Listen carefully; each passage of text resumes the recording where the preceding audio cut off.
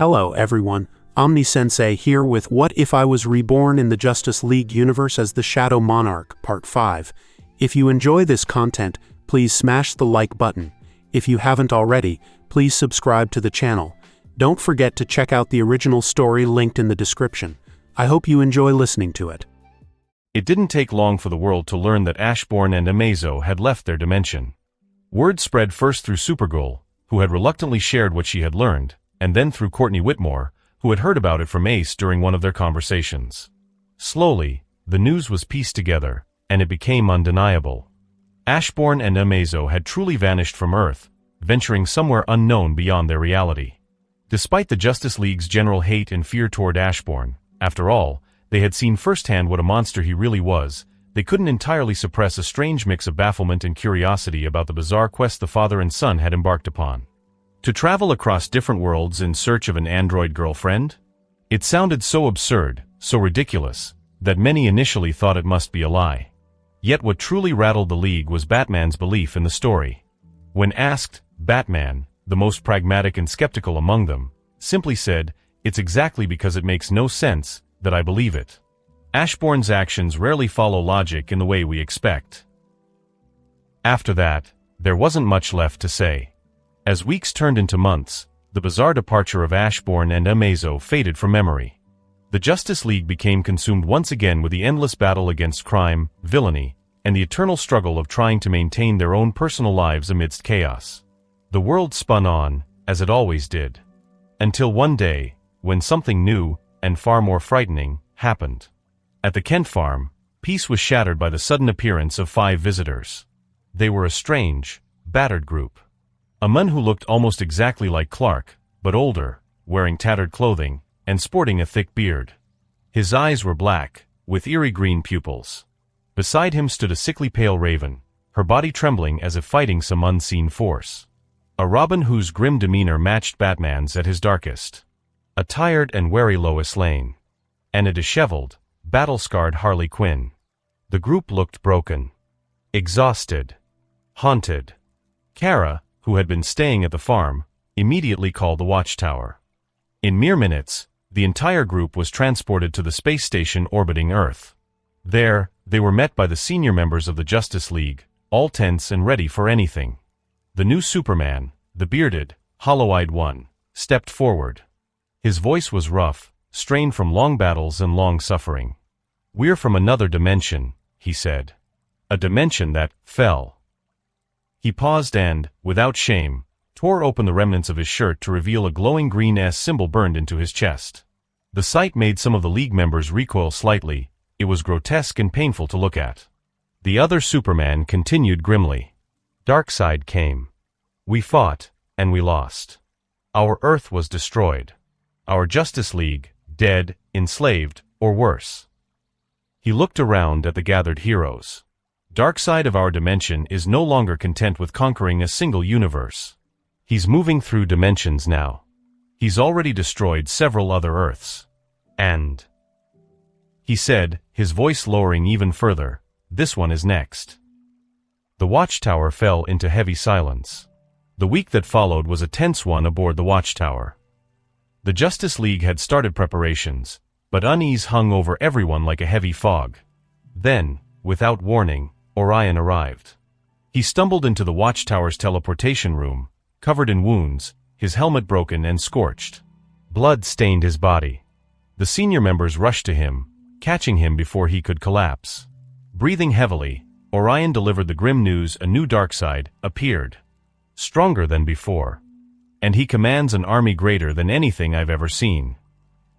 Orion's voice broke as he continued, "New Genesis is gone. It was destroyed. Everyone is dead." A heavy silence followed. Even the most stoic among them felt their hearts sink. The grim revelation brought by the 5 visitors from the ruined dimension was no longer a possibility, it was a certainty. A threat unlike anything they had ever faced was barreling toward them. Earth's destruction wasn't a question of if anymore, it was only a matter of when. Just a few days later, the situation worsened even further. A battered squad of Green Lanterns, led by Hal Jordan, arrived at the watchtower. They looked even worse than Orion. Their uniforms were torn, their bodies bruised and burnt, their faces hollow with loss. Hal Jordan stepped forward and, in a voice laced with pain and exhaustion, gave his report. "OA has fallen," he said bluntly. "The Guardians are gone. The central power battery, destroyed." He clenched his fists tightly. They came with an army, fusions between parademons and doomsday. Abominations, monsters beyond anything we've ever fought. They slaughtered everything. Around him, the League members struggled to process the information. OA, the heart of the Green Lantern Corps, was one of the most powerful forces in the universe. And it had been annihilated. If New Genesis and OA, mighty bastions of hope and power, could fall so easily, what chance did Earth truly have? Faced with a devastating reality, the Justice League made a decision. They knew they could not stand against this threat alone. There was no more room for pride. No more room for old grudges. The League reached out, not just to heroes, but to villains as well. Black Adam, Cheetah, Deathstroke, and many others received the call. This wasn't a battle of heroes versus villains anymore. It was life versus death. And if Earth was to survive, they would need every hand they could get. Victory was their only option. Defeat meant total annihilation. And so, for the first time in history, Earth's greatest heroes and deadliest villains would fight side by side. Against a darkness that had already consumed countless worlds. In the Black Villa, Ace, T, and Rex were lazily sprawled across the sofas, half watching the television when the doorbell rang. Rex groaned, pushing himself up to answer it, while Ace and T didn't bother to move, both comfortably sunk into the cushions. Moments later, Rex returned to the living room, his face slightly pale. "It's Batman and Superman," he announced. At that, both Ace and T immediately sat up, curiosity flashing across their faces. It wasn't every day the two greatest heroes in the world came knocking on their door, especially at night. Without waiting for an invitation, Superman and Batman strode into the living room, their expressions grave. Superman didn't waste any time. "This is urgent," he said, his voice firm. "We need your help. We need Ashbourne and Amazo's help." T crossed her arms and asked, "What's going on?" Superman quickly filled them in: the destruction of New Genesis, the fall of OA, the unstoppable army approaching Earth, and the desperate need for every powerful being available to defend the planet.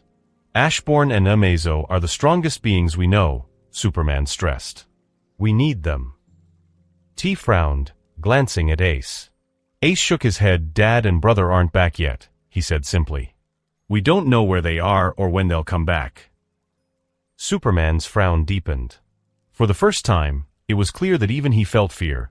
The kind of fear that came from realizing the most powerful force Earth has to offer was simply gone. Ace asked, "When is Darkseid coming?" Batman, standing silently beside Superman, answered in his usual stoic tone, "We don't know. It could be any moment." Batman then asked, "Is there any way to contact them?" Ace shook his head again. "No. We don't have one." There was a moment of heavy silence. Then Ace's gaze moved toward T. "This is urgent, right?" T met Ace's gaze and nodded. She turned back to Superman and Batman. "Let's go outside," she said. "We have a backup plan even without Ashbourne and Amazo being around." The group, now more tense than before, followed T outside into the open courtyard under the night sky. Outside, Ace stepped forward first. "Baru, I need you and your friend's help," she called out calmly.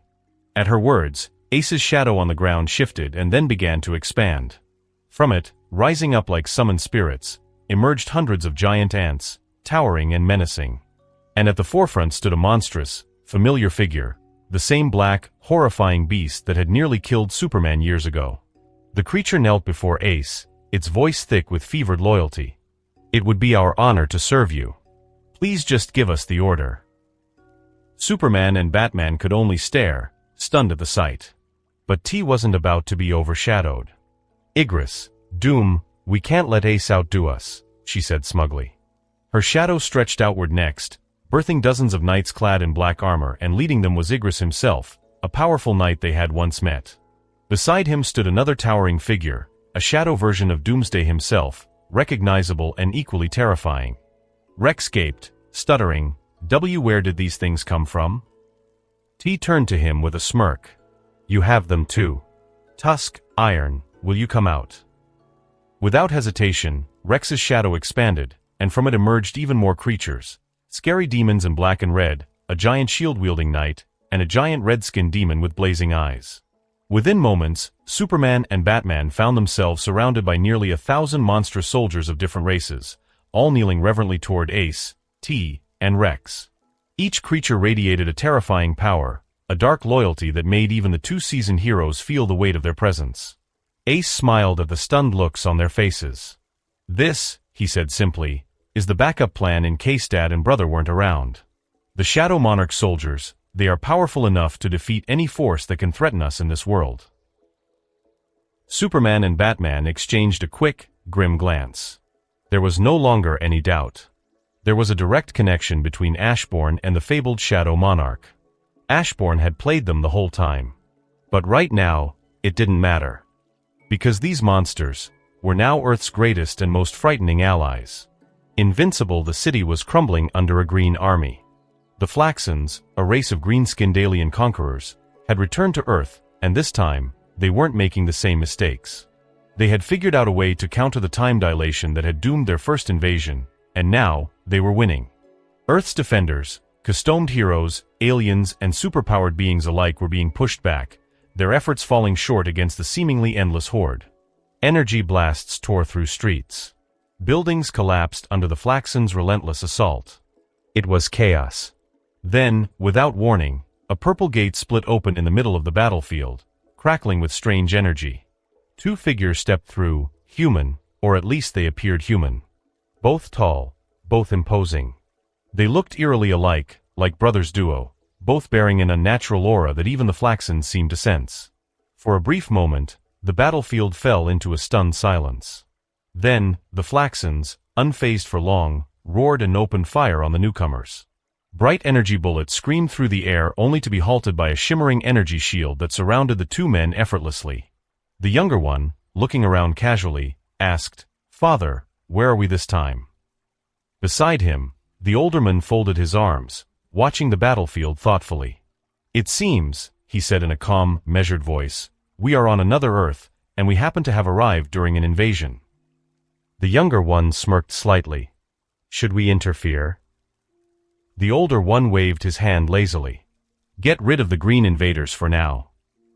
Without hesitation, the younger man lifted his hand. A radiant golden wave surged from his palm, sweeping across the battlefield. Every Flaxan touched by the wave turned to dust instantly, disintegrating without even a scream. The green portal the Flaxans had been using to flood their forces onto Earth flickered violently, then snapped shut. Just like that, the invasion was over. The Earth defenders, battered and bloodied, stared wide-eyed at the two strangers. The older one turned toward them with a pleasant smile and said, "I am Ashbourne Black from another dimension.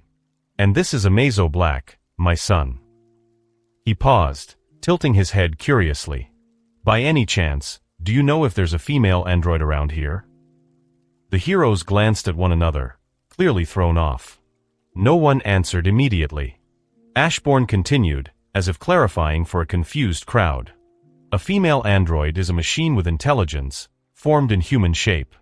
One that developed its own thoughts, emotions, and independent will. Does that ring any bells?" There was a long, awkward silence. Finally, a young man in a blue, black, and yellow spandex suit, bloodied but still standing tall, stepped forward. "Thanks for the help," he said, a little cautiously. "I'm invincible." He hesitated, glancing between Ashbourne and Amazo, clearly unsure what to make of them. "I don't think we have anything like what you're asking for." Invincible said slowly. "But, we can ask Cecil about it." Inside the Guardians of the Globe training area, Cecil Stedman, his face lined with years of burden and suspicion, stood with arms folded, eyeing the smiling Ashbourne and his sun-like companion, Amazo. His steely gaze was fixed, unreadable until he finally spoke. "So, let me get this straight," Cecil began, his voice calm but edged with disbelief. "You're here on Earth, searching for a potential android girlfriend for your android son. And you're not building one because it's ethically wrong to raise and train your spouse." Ashbourne grinned and gave a slow, Firm nod. Correct. Beside Cecil, the young heroes who had recently fought tooth and nail just to survive stood awkwardly listening. Their eyes flicked between Ashbourne and Amazo, their expressions torn between confusion, awe, and mild horror. Their supposed saviors were not normal. Cecil sighed, rubbing his temples. Well, I'm afraid we don't have that kind of technology yet. Ashbourne looked genuinely disappointed. Do you know of any race in this universe advanced enough and human-like enough to have such tech?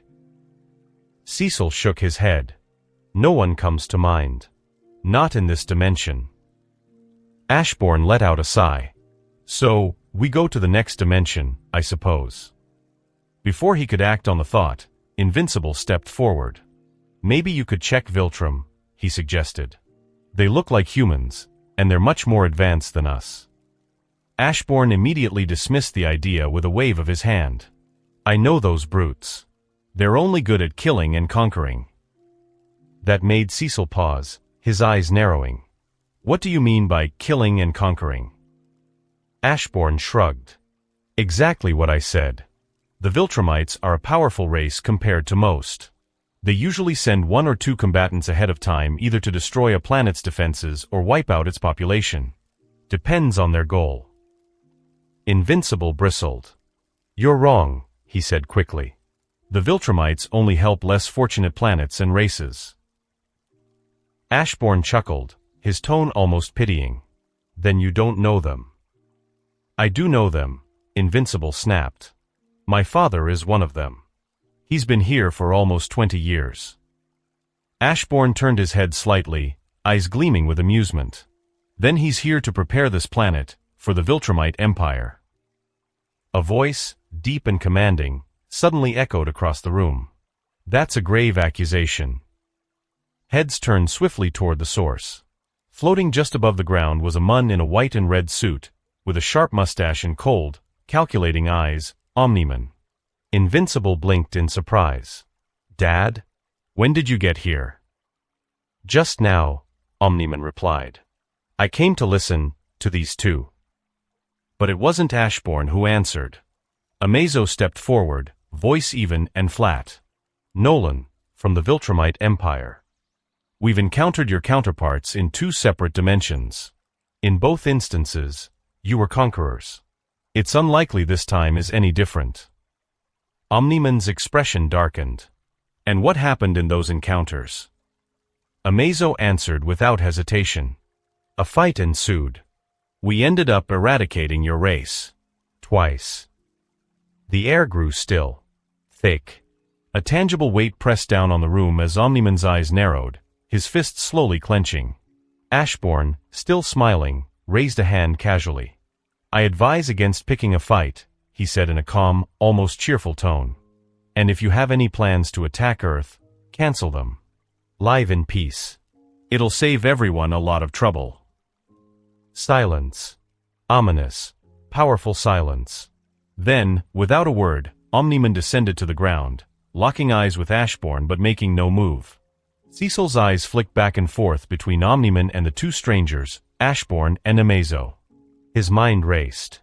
For months, he had quietly suspected Nolan to be the killer of the Guardians of the Globe, but without any proof, his hands had been tied.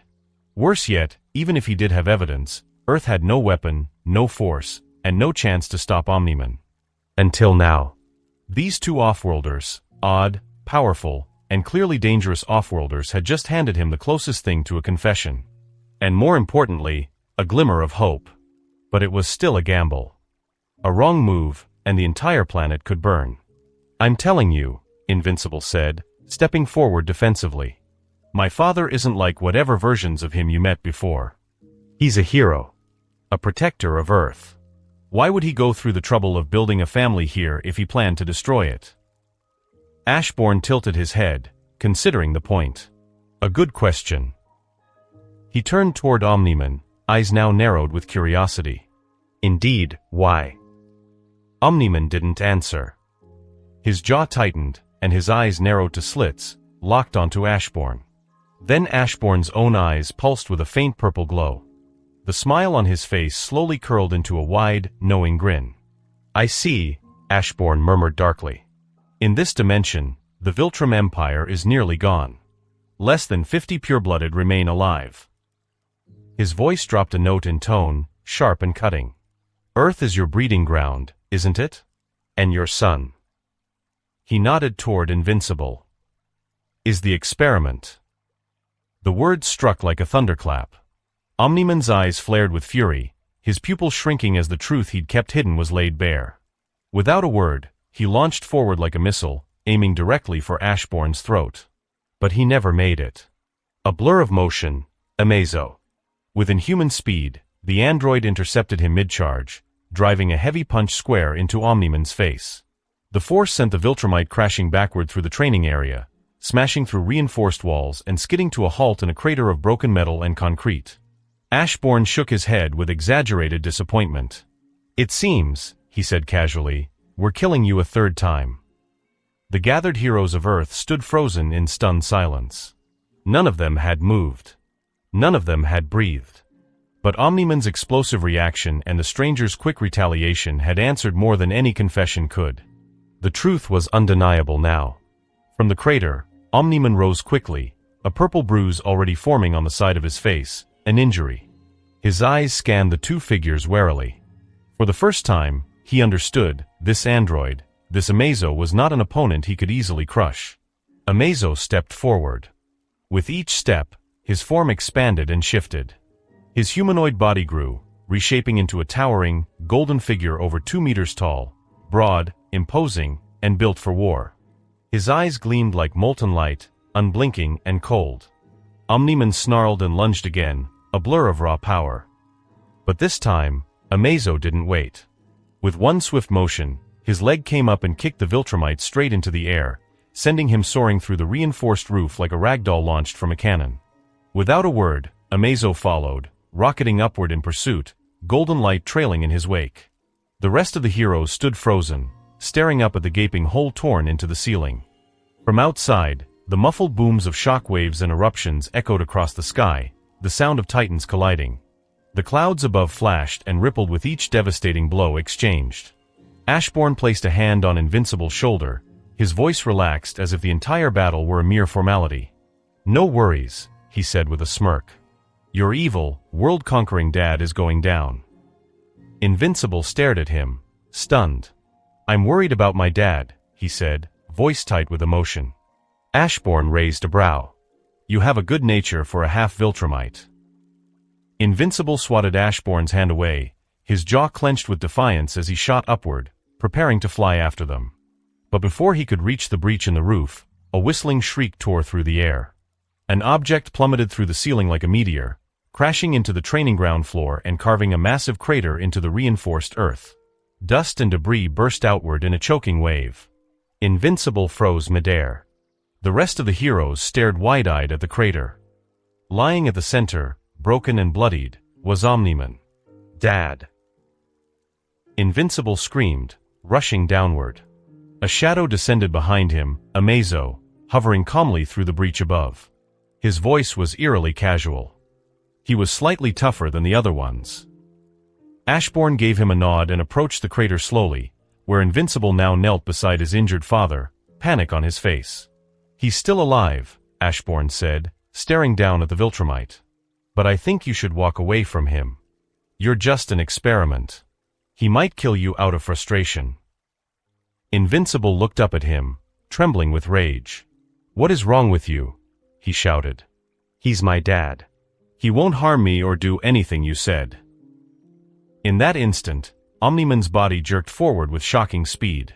His bloodied fist slammed into Invincible's chest, sending his son flying across the training room and crashing into a column. Before the others could react, Omniman launched himself at Ashbourne, grabbing him by the neck and lifting him off the ground with both hands. You, Omniman growled, glaring at Amazo, will open a gate and leave this place. Or this creator of yours dies. Amazo's head tilted slightly. He's not my creator, he replied. He's my adoptive father. I don't care about that. Omniman roared. You should, Amazo said calmly. You're under another misconception. You think holding my father hostage will stop me. But actually... His tone sharpened. Father is a lot stronger than me. Omni-Man's eyes flickered with unease. He turned his gaze back to Ashbourne, still in his grip. And then he saw the smile. Ashbourne's eyes glowed with ominous purple light. Suddenly, Ashbourne's hand shot up and gripped Omni-Man's forearm. A crackling snap echoed across the chamber, followed by Omni-Man's agonized scream. Ashbourne had crushed his arm with terrifying ease. Omni-Man swung his free hand at Ashbourne, pouring all his remaining strength into the blow, but Ashbourne caught the punch midair and clenched. The second arm shattered like glass. Omni-Man reeled back in horror, but Ashbourne didn't stop. A single kick drove into the Viltrumite's chest, the impact thunderous. Ribs shattered, organs compressed, and Omni-Man was launched back, his body slamming into the wall like a rag doll. The reinforced metal creaked and buckled under the force. Ashbourne stood over him, brushing dust from his shoulder. "I always advise people not to pick fights," he muttered. "But no one ever listens to me." Amazo floated down beside him and transformed back to his human shape. "It can't be helped," the android's son said matter-of-factly.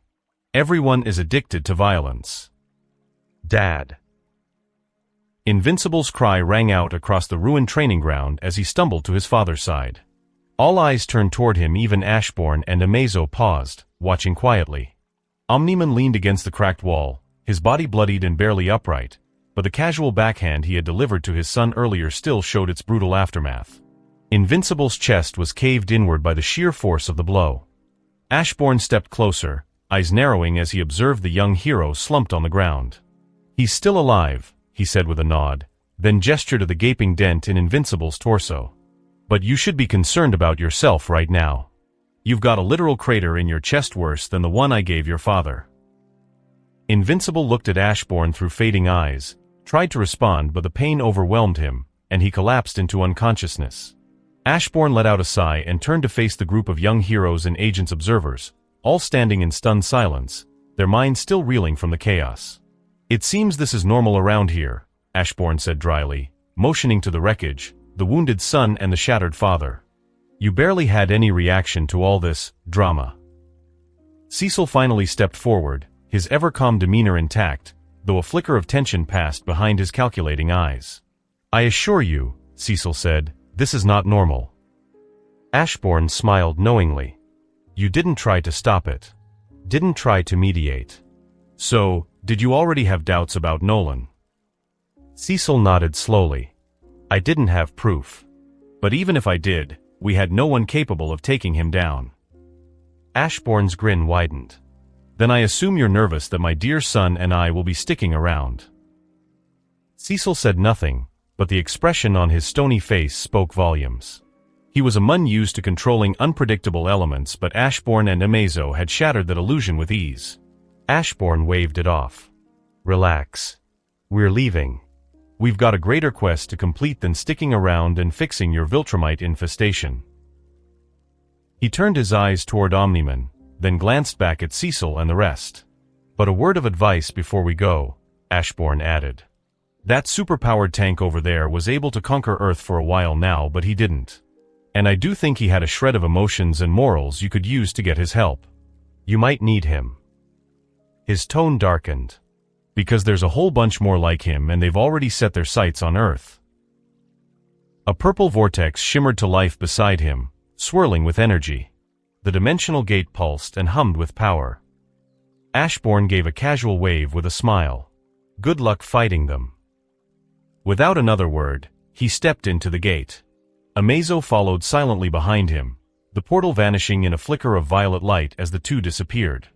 And the battered remains of the training room were left in stunned silence, with only the faint groans of Invincible and his defeated father echoing through the air. Cecil rubbed his temple hard, pacing slowly in the ruined training room as the dust from the collapsed ceiling settled. "This is a mess," he muttered under his breath, though everyone still heard it loud and clear. His voice carried the weight of exhaustion and frustration built over years. "I was having sleepless nights just thinking about Omni-Man alone, and now I need to worry about a gang of him coming to invade Earth." The other heroes stood in silence, scattered around the fractured remains of the training ground, staring at the holes in the ceiling, the bloodied form of Omni-Man embedded in the wall, and the unconscious Invincible lying on the floor. A young heroine in a pink suit, shaking slightly, finally broke the silence. "What are we going to do?" she asked, her voice fragile. "If we're going to fight a group of individuals on the level of Omni-Man, then Earth is done for." Her eyes drifted to the spot where the purple portal had vanished moments ago. Maybe we should have asked those two to help us." Cecil let out a dry, humorless laugh, still massaging his forehead. "I don't know which is worse at this point," he said honestly. "Those two were the real monsters. Omni-Man is nearly dead because of them, and they did it casually. Tossed him around like he was nothing." The room was silent again for a moment, the weight of Cecil's words sinking in. He straightened his coat and walked toward Omni-Man's slumped body, now breathing faintly but unmoving. "For now," Cecil said grimly, "we need to capture Omni-Man and make damn sure he isn't free to move around." He glanced at the unconscious Viltrumite hybrid, invincible, and added, "After that, we'll try to figure something out." As agents began to arrive, medics in tow, a quiet understanding passed among the heroes present. This Earth's days of peace were over. Case closed. The purple shimmer of the dimensional gate rippled one last time before fading behind them. Ashbourne and Amazo now stood in a bustling city with narrow streets, vending machines on every corner, and signs in a language filled with intricate characters.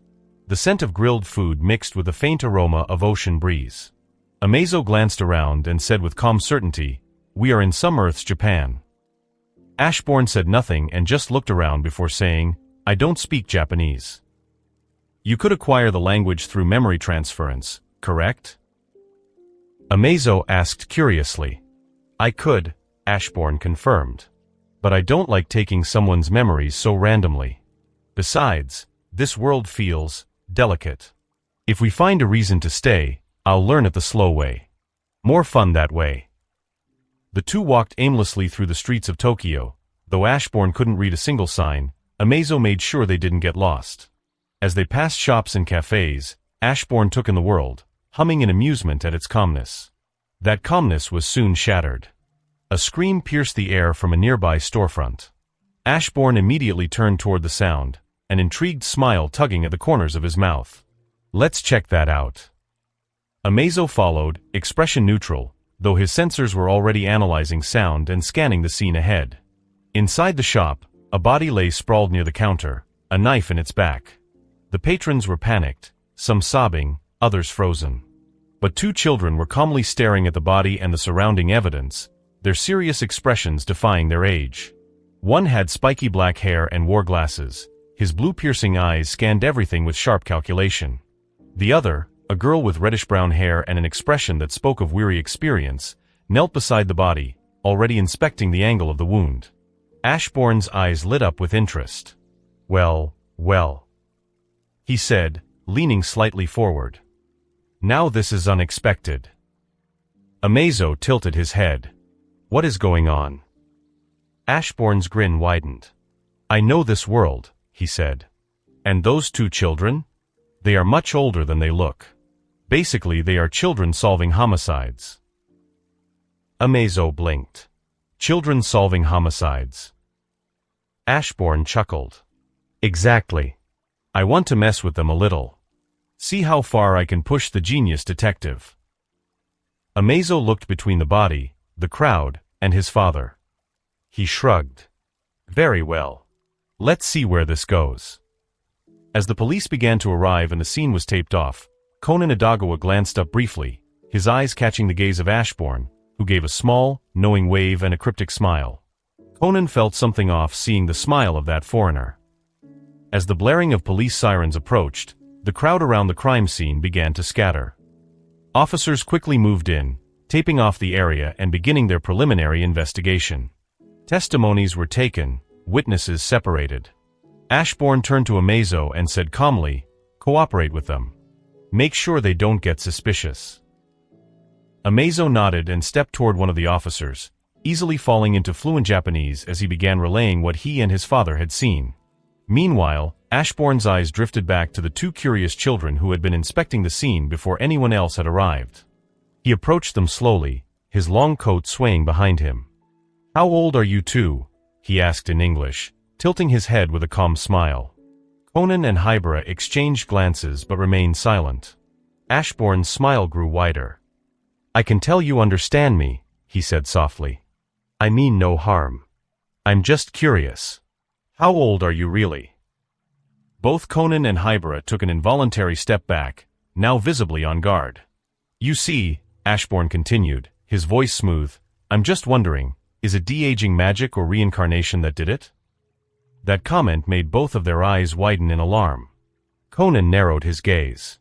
Who are you? Ashbourne placed a hand over his chest in mock politeness. How rude of me. I'm Ashbourne Black. An alien, from another world. Just arrived at yours earlier today. Their eyes were wide and dumbfounded now. Ashbourne gestured to Amazo, who was still calmly speaking with a policeman. That's my android son, Amazo. He's almost 6 years old. The look Conan gave Hybera screamed uncertainty. Was this man insane or just playing an elaborate trick? Both possibilities were equally concerning. Ashbourne leaned forward slightly, his voice teasing. Wow, you two are really not that social. Or is it part of the job when investigating homicides in this world? Doesn't your appearance raise questions? You clearly aren't too comfortable with your secret being out in the open. Conan quickly replied, forcing a weak laugh. Uncle, your joke's not very funny. Ashbourne smiled slyly. And you're a bad liar. With a sigh, he raised a hand and waved toward Amazo. The android walked over promptly. Yes, father.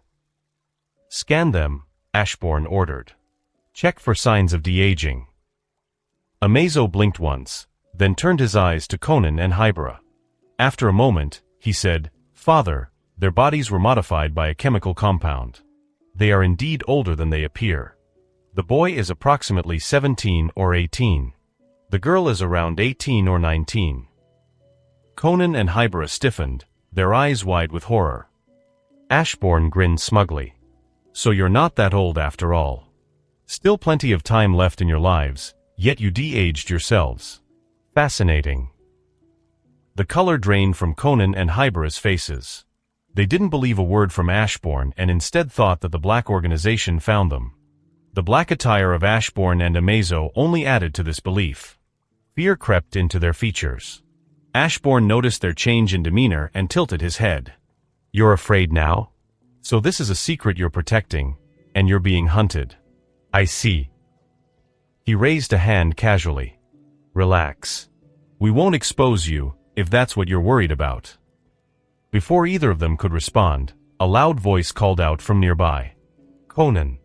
What are you doing here? All four turned to see a stout man in an orange coat with a hat walking briskly toward them, Inspector Juzo Magyar. Ashbourne didn't understand the words, but Amazo glanced at him and sent the translation telepathically.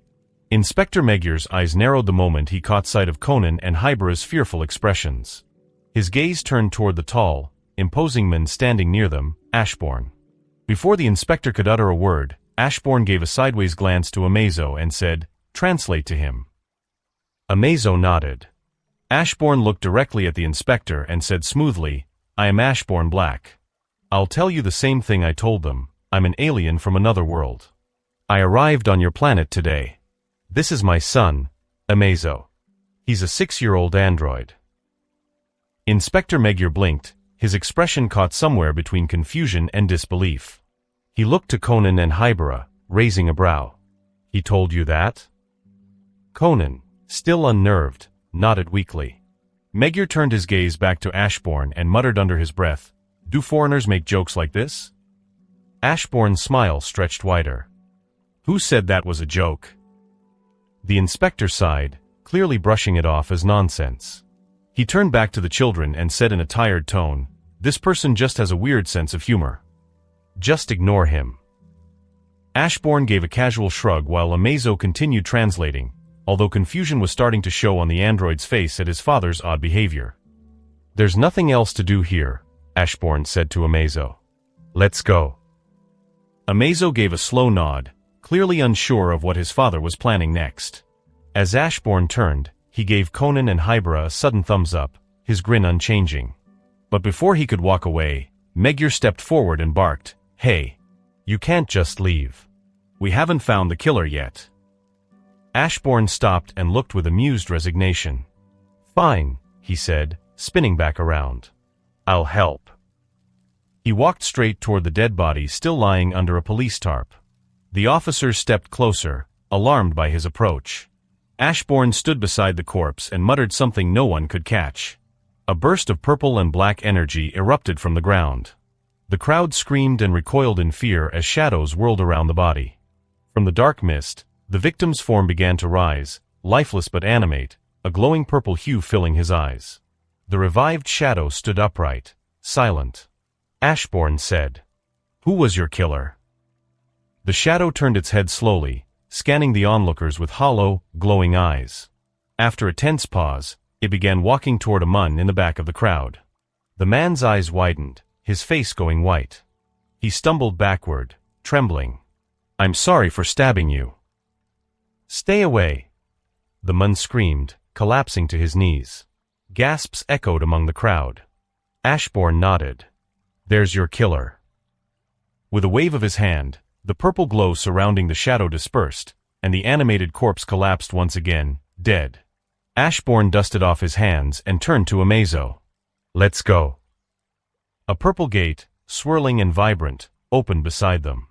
Without a second glance, Ashbourne and Amazo stepped through it. The gate vanished behind them. The crowd stood frozen, silent, pale, and shaken. Conan and Hybera stood side by side, still staring at the space where the two strange figures had disappeared. Was everything that weirdo said true? They will never find the answer. Beyond the void, in the shimmering space between worlds, Amazo finally broke the stillness. "What was that about?" he asked, tilting his head.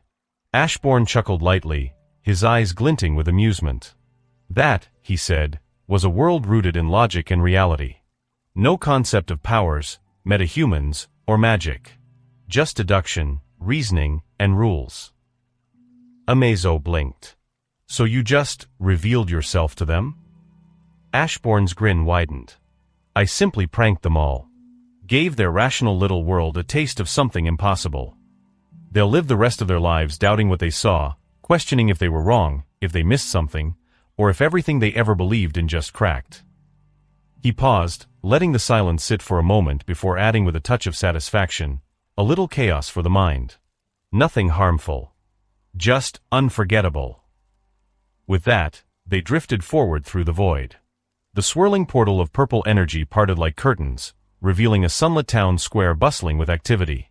Ashbourne and Amazo stepped out into the open area, cobblestone beneath their feet, as dozens of people paused to stare in curiosity at the odd duo who had just appeared out of thin air. Wooden stalls, shopkeepers, and banners fluttered in the wind, clearly a lively town, albeit one not nearly as technologically advanced. Amazo scanned the area.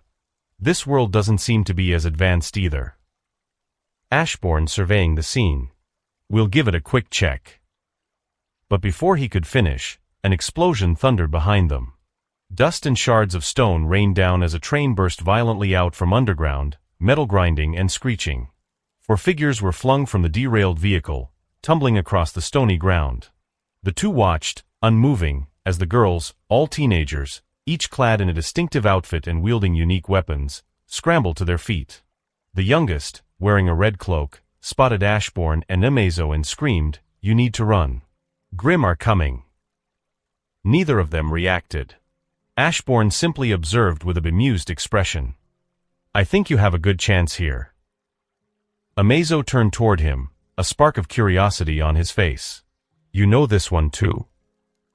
"Yes," Ashbourne replied, gaze fixed ahead. "There should be one here, and in the city right now." For the first time, Amazo's face lit with something resembling hope.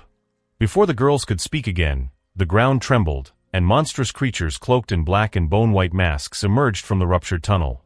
The girls instinctively took a battle stance, their eyes wide with horror. "I hope you two know how to fight," yelled the blonde girl, brandishing her gauntlets as civilians screamed and scattered in panic. Ashbourne, unfazed, spoke calmly to Amazo, a demonstration, in order. His shadow darkened and spread like a living oil spill, stretching over the entire square. An enormous dome of darkness soon engulfed the train, the tunnel, and the Grimm alike. From the thick shadows, tendrils shot out like spears and ensnared everything in their path. Ashbourne raised his hand, fingers curling into a fist. With a low groan and a sucking sound, the tendrils dragged the Grim, the train, and the tunnel's debris into the gaping abyss. Within seconds, all of it vanished, leaving behind nothing but stunned silence and the horrified gazes of the four girls. "This definitely will get attention," Ashbourne said. Amazo pointed toward the girls. "More like fear." Ashbourne chuckled. From his still-spreading shadow, several figures began to emerge. A sleek white and black dog bounded out first, yipping as it was enveloped in a tight hug by the red-cloaked girl. A man with a green head and trench coat. Then another man in a white coat and with orange hair stumbled out, disoriented. Next to him stood a petite girl with mismatched eyes and an umbrella, Roman Torchwick and Neapolitan. Ashbourne approached them with a smile. "Well, hello there. I hope you enjoyed my Shadow Express, the finest and only of its kind." Roman blinked, halfway between confusion and fear. "What the hell?" "You can leave," Ashbourne said with a casual gesture, "but I sincerely advise you to change your ways." The girls, regaining their composure, screamed in protest, "He's a criminal." Ashbourne raised a single finger. The four froze instantly, eyes wide, mouth silenced, bodies paralyzed mid-movement. Roman and Neo stared, terrified. Roman swallowed. "If I don't change, you'll kill me." Ashbourne laughed a low, smooth, amused sound. "Of course not. But bad things might happen. For instance, while you're laughing and ranting over a burning city from the sky, a Grim swoops in and eats you whole. Your girlfriend here swears revenge, but gets enslaved by a color-talking cat. And then, she becomes a tree." Roman went pale. "That's oddly random and specific." Ashbourne's smile widened further, and his glowing purple eyes locked onto Roman's with eerie amusement. Roman didn't need more convincing. He quickly stood up, tugging Neo with him. "Well, good sir, it was nice meeting you. I sincerely hope I don't see you ever again." Ashbourne waved. "Goodbye, fine thief." And with that, Roman and Neo vanished into the crowd, shaken but alive. The four girls remained frozen in place, expressions stuck in a blend of awe, fear, and confusion. Ashbourne turned toward Amazo, eyes gleaming. "Let's wait a little, our ride will be coming soon." Ashbourne glanced at the four frozen girls and flicked his fingers. The invisible force binding them dissolved instantly. "It is rude to interrupt gentlemen's talk," he said. The blonde one, still bristling, snapped, "He was a thief. A terrorist. And you just let him go." Ashbourne tilted his head with exaggerated politeness. "It is also rude to speak to someone without introducing yourself first. You look suspicious that way." The blonde blinked, caught off guard. "What?" Before the tension could rise again, the youngest girl quickly stepped in, pointing at each person as she spoke. "I'm Ruby. That's my sister, Young. My teammates are Blake and Weiss. And this is Professor." "Doctor," the green-haired man with a thermos corrected sharply. "Dr. Ublek." Ashbourne gave them a slow, courteous nod. "Ashbourne Black. And this is my son, Amazo Black." Young scowled. "You let that criminal go." Ashbourne's voice was calm, smooth. "Are you training to be a huntress?" Young crossed her arms. "Yes, what's that got to do with anything?"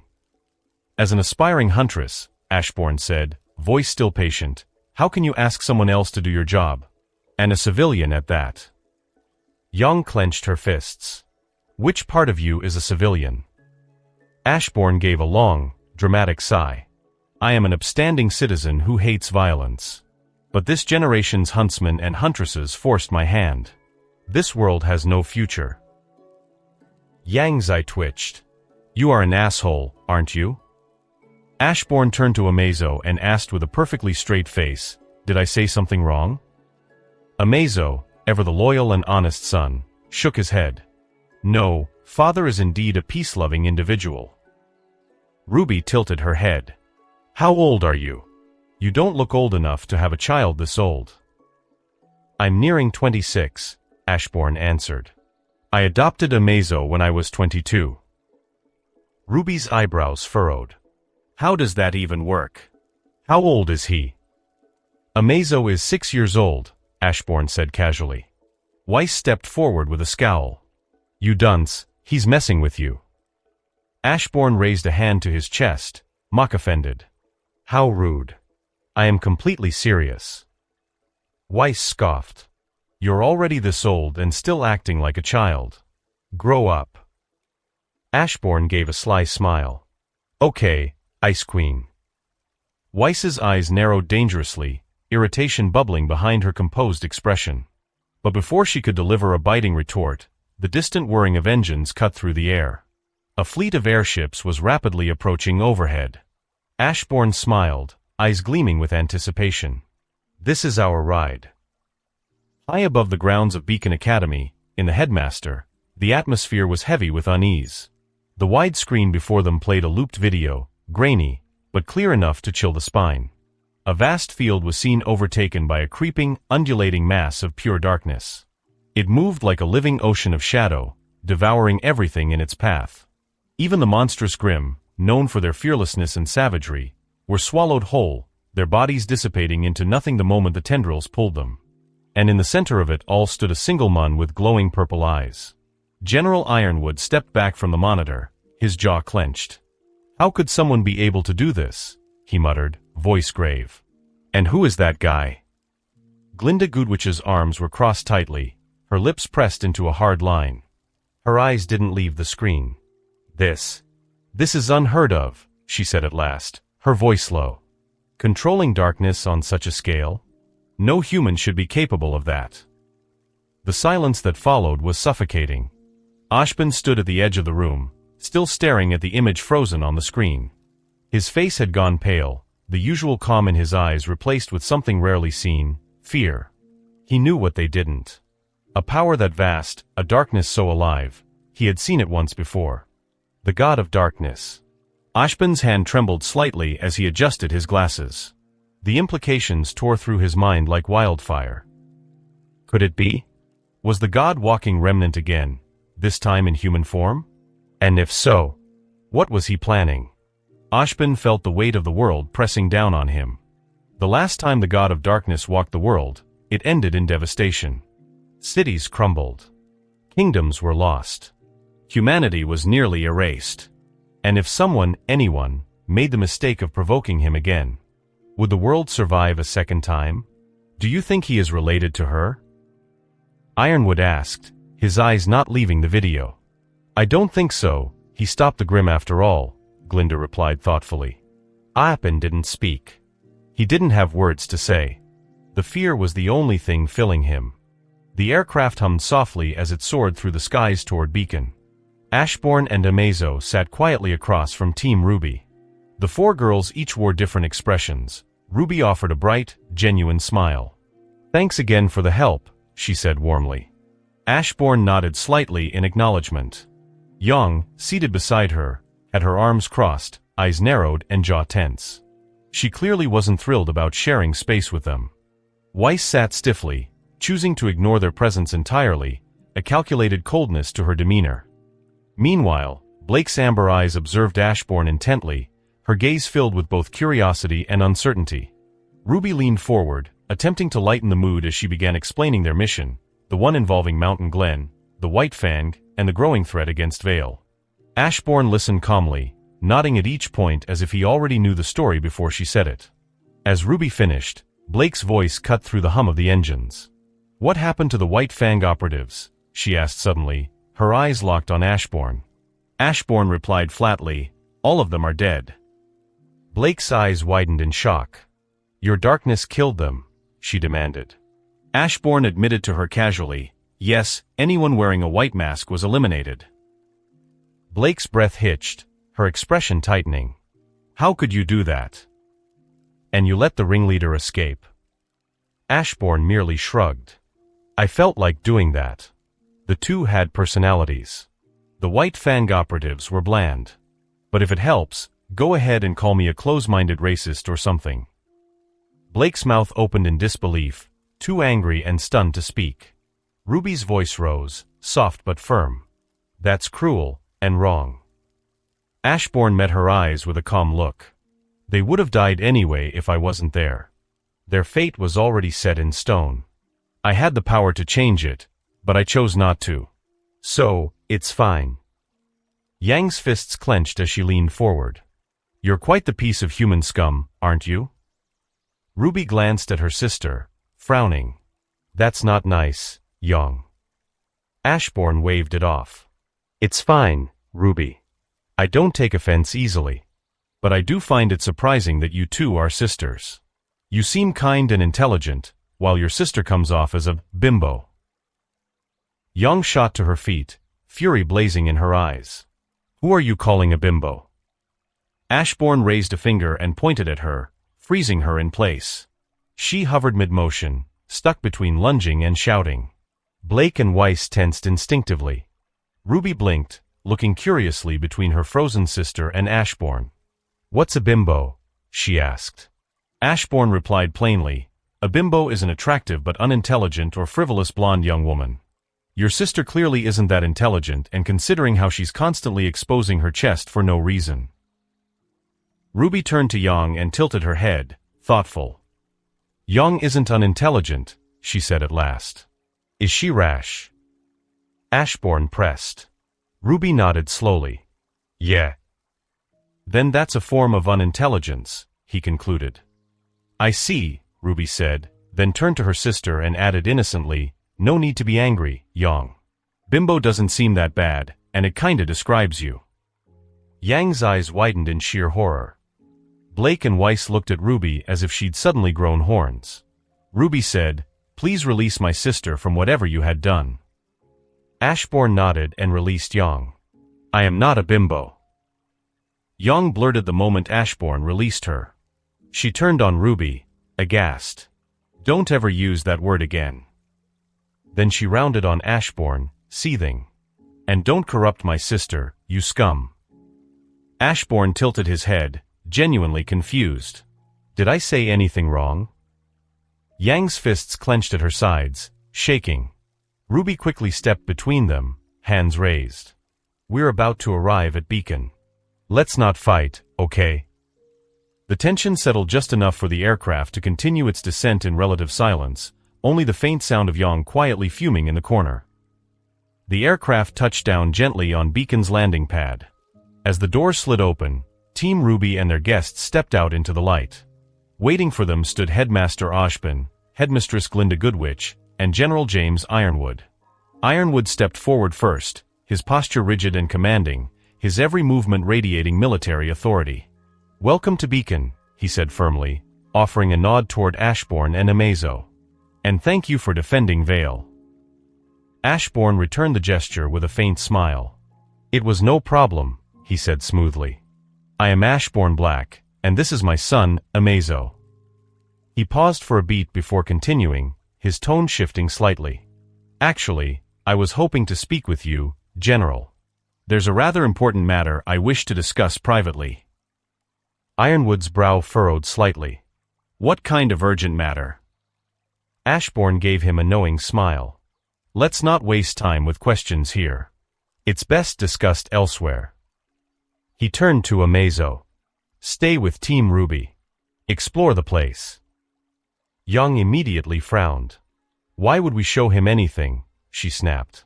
Ashbourne turned toward her, disappointment on his face. How rude of you. We are guests, and you're treating us like this? Seriously, what are they teaching students these days? Before the tension could rise further, Oshpin stepped forward with a calm but firm voice. Team Ruby, please accompany Mr. Black Jr. around the campus. Though Yang still looked displeased, the girls obeyed without further protest, falling in line as Ashbourne walked away alongside the three senior figures, heading toward the headmaster's tower. As they walked, Ruby turned to Amazo and smiled. So, what do you want to see first? I have no preferences, Amazo replied plainly, his tone calm and neutral. Meanwhile, at the top of the tower, Ashbourne stood with Ironwood, Oshpin, and Glinda in the briefing chamber. He didn't waste time with formalities. I want you to put my son, Amazo, in the same team as Penny Polendina. Ironwood blinked, his face hardening. I can't do that. And even if I could, why? Ashbourne's expression remained cool and confident. You can do it. You're the headmaster of Atlas Academy and a general. What you say goes. And as for why, I want Amazo to interact with someone similar to him. Ironwood's eyes widened. He's like Penny? Ashbourne nodded slowly. Yes. And I don't take things for free. In return for helping me, I can help you with something of your choice. He leaned in slightly. For example, I can help you recover. You'll have actual limbs again, flesh and bone instead of metal. Ironwood stiffened. His mind reeled, caught between disbelief and hope. Glinda, who had been silent until now, looked between them with confusion. What is going on? She demanded. What is he talking about, James? And what do you mean by helping him recover? Ashbourne's face was pale, his usual composed mask beginning to falter. Glinda, calm down. He turned toward Ashbourne, his voice lower and cautious. Why are you back? Ashbourne met Ashbourne's gaze with open amusement. You stay out of it, he said dismissively. Reaching into his coat, Ashbourne produced a vial of shimmering red liquid. He held it up before Ironwood's eyes. If you drink this, he said, your limbs will grow back. Your injuries, all of them, will be fully healed. A good trade, no. Ironwood narrowed his eyes. Do you expect me to trust someone I just met and drink some unknown thing? Ashbourne's grin deepened. Let's say I'm not lying. Let's say you can be healed completely. In your eyes, is that a fair trade? Ironwood hesitated. There was a long silence. Then he slowly nodded. It is. But that still doesn't answer my question. Ashbourne's smile widened. It's simple, he said, as his eyes began to glow a deep, unnatural purple. I force you to drink it and all is good. It wasn't long after they had parted ways that Team Ruby and Amazo encountered Ashbourne again. He stood casually in the hallway, hands folded behind his back, wearing a smug expression. Happy news for all of you, Ashbourne announced with a smile. We'll be staying at Beacon, and Amazo will be attending classes with you all. Amazo gave a small nod. He showed no objection to whatever his father had planned. The girls, however, had mixed reactions. Ruby blinked in surprise. Blake tilted her head, uncertain. Weiss narrowed her eyes slightly, and Young immediately stepped forward with her arms crossed. How could they allow you two to stay at Beacon? She asked loudly, her voice laced with disbelief. Ashbourne replied coolly, I'm quite convincing. And think of it as a chance to interact with a different crowd. Maybe it'll fix your attitude, strengthen your ethical values. His eyes slid lazily to Young. And help you start dressing in a more refined manner. Like your sister or the Ice Queen here. Yang's eyes flared with fire. There's nothing wrong with me or my style. Ashbourne sighed dramatically and shook his head. Look, even your sister agrees that you. Before he could finish, Young launched at him with a furious shout. In a flash, Ashbourne lazily pointed at her. Young froze in midair, locked mid-punch, her body paralyzed by an invisible force. You don't learn, do you? Ashbourne muttered, stepping closer. He glanced up at her suspended form. And yet you feel offended when I call you a bimbo. The irony. With that, he turned and began walking down the corridor. Son, let's go prepare our room. I made sure we got the closest to your new 4 friends' dorm. He gave the girls a casual wave without looking back. See you soon. Amazo gave the team a polite nod. Thank you for the tour. He turned and followed Ashbourne silently. Young dropped to the ground a moment later, groaning. I swear, she muttered through clenched teeth, one day, I'm going to break that asshole's face.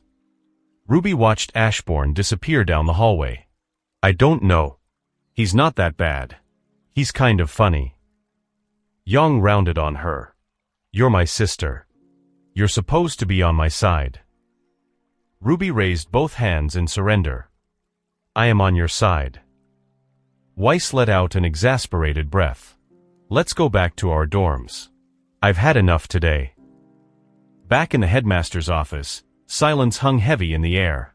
General Ironwood sat on the floor, completely naked, staring blankly into space, his face devoid of emotion. His limbs, once cold and metallic, were now warm and human again. But there was no joy in his expression. Glinda stood beside him, arms crossed and clearly uncomfortable. "Shouldn't you be happy?" she asked, her voice strained. "Your wounds are healed. Your limbs are back." Ironwood slowly exhaled, still not looking up. "I would have been, if not for feeling so violated." Ashbin stood by the window, pinching the bridge of his nose with a sigh. "James, at least wear something." The room was quiet and sparsely furnished. 2 beds, one on each side, and a single large window in the center overlooking Beacon's sprawling campus. Ashbourne sat on the edge of his bed, absently gazing out the window while Amazo stood by, his gaze inquisitive. "Father," Amazo began, "is it really okay to keep annoying people like that?" Ashbourne smirked faintly, not looking away. "It's fine. They're still young and still know no malice. Besides, they were tense after seeing my shadow. It's a good distraction. Keeps them relaxed to some extent." Amazo tilted his head. "But why show it in the first place? I could have handled the Grim or just retreated without exposing that level of power." Ashbourne finally turned to him, his expression calm. "In this world, people unlock something called aura. With it, a semblance manifests, a power unique to each person. They'll assume my shadow is my semblance. It will be just another semblance, albeit a little over the top, but I must admit I am as baffled as I am amused by Yang. She is showing hostility after seeing some of what I can do. I wonder how long she will continue to try punching me." "I see," Amazo replied, absorbing the information while ignoring Ashbourne musings. "Then, what am I supposed to do here exactly?" "Well, for now," Ashbourne said, reclining on the bed, "you attend school. You'll soon be placed in a team with a girl named Penny." Amazo raised an eyebrow. "Penny, is she the android?" Ashbourne nodded. "Yes. Like you, she's more than metal and wires. She has a soul and emotions. It'll be good for you. Experience what it's like to flirt and connect. You might even like it." Amazo blinked. "I have multiple recorded plans on how to approach and flirt with girls." Ashbourne chuckled heartily. "Keep it simple. Act normal. See where things go." Amazo paused thoughtfully, then gave a slow nod. The next day came with clear skies and energetic chatter as students filled the combat class. Amazo walked calmly through the gates, class schedule in hand. He scanned the crowd and immediately spotted Team Ruby sitting with a few others, a blonde boy chatting nervously, a boy with black hair and a pink streak, and 2 girls, one orange-haired and loud, the other red-haired and calm. As eyes turned toward him, Amazo gave a small wave and took a nearby seat, his posture upright and composed. Moments later, 3 newcomers sat beside him, a graceful raven-haired woman with piercing amber eyes, a silver-haired young man with a confident smirk, and a mint-haired girl with a casual but calculating gaze. "Cinder," the woman introduced herself, nodding politely. "These are Mercury and Emerald. We are from Haven." "Amazo Black," he responded evenly. "I'm a temporary student here."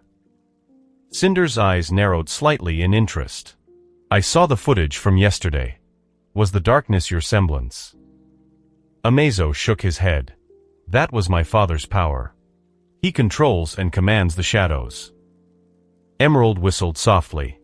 "Impressive and terrifying. I don't think anyone could fight something like that." Amazo nodded. "Father is, on a whole different level from the rest of humanity." Before Cinder could probe further, the doors opened with forceful precision. Glinda Goodwitch entered the arena, her expression strict as ever. Her gaze swept across the gathered students, lingering just a second longer on Amazo. "Today," she announced, "we have a guest joining our ranks. Mr. Amazo Black will be attending our classes for the time being." She paused, then focused directly on him. "To ensure you're properly placed, could you share how much huntsman training or formal combat experience you've received?"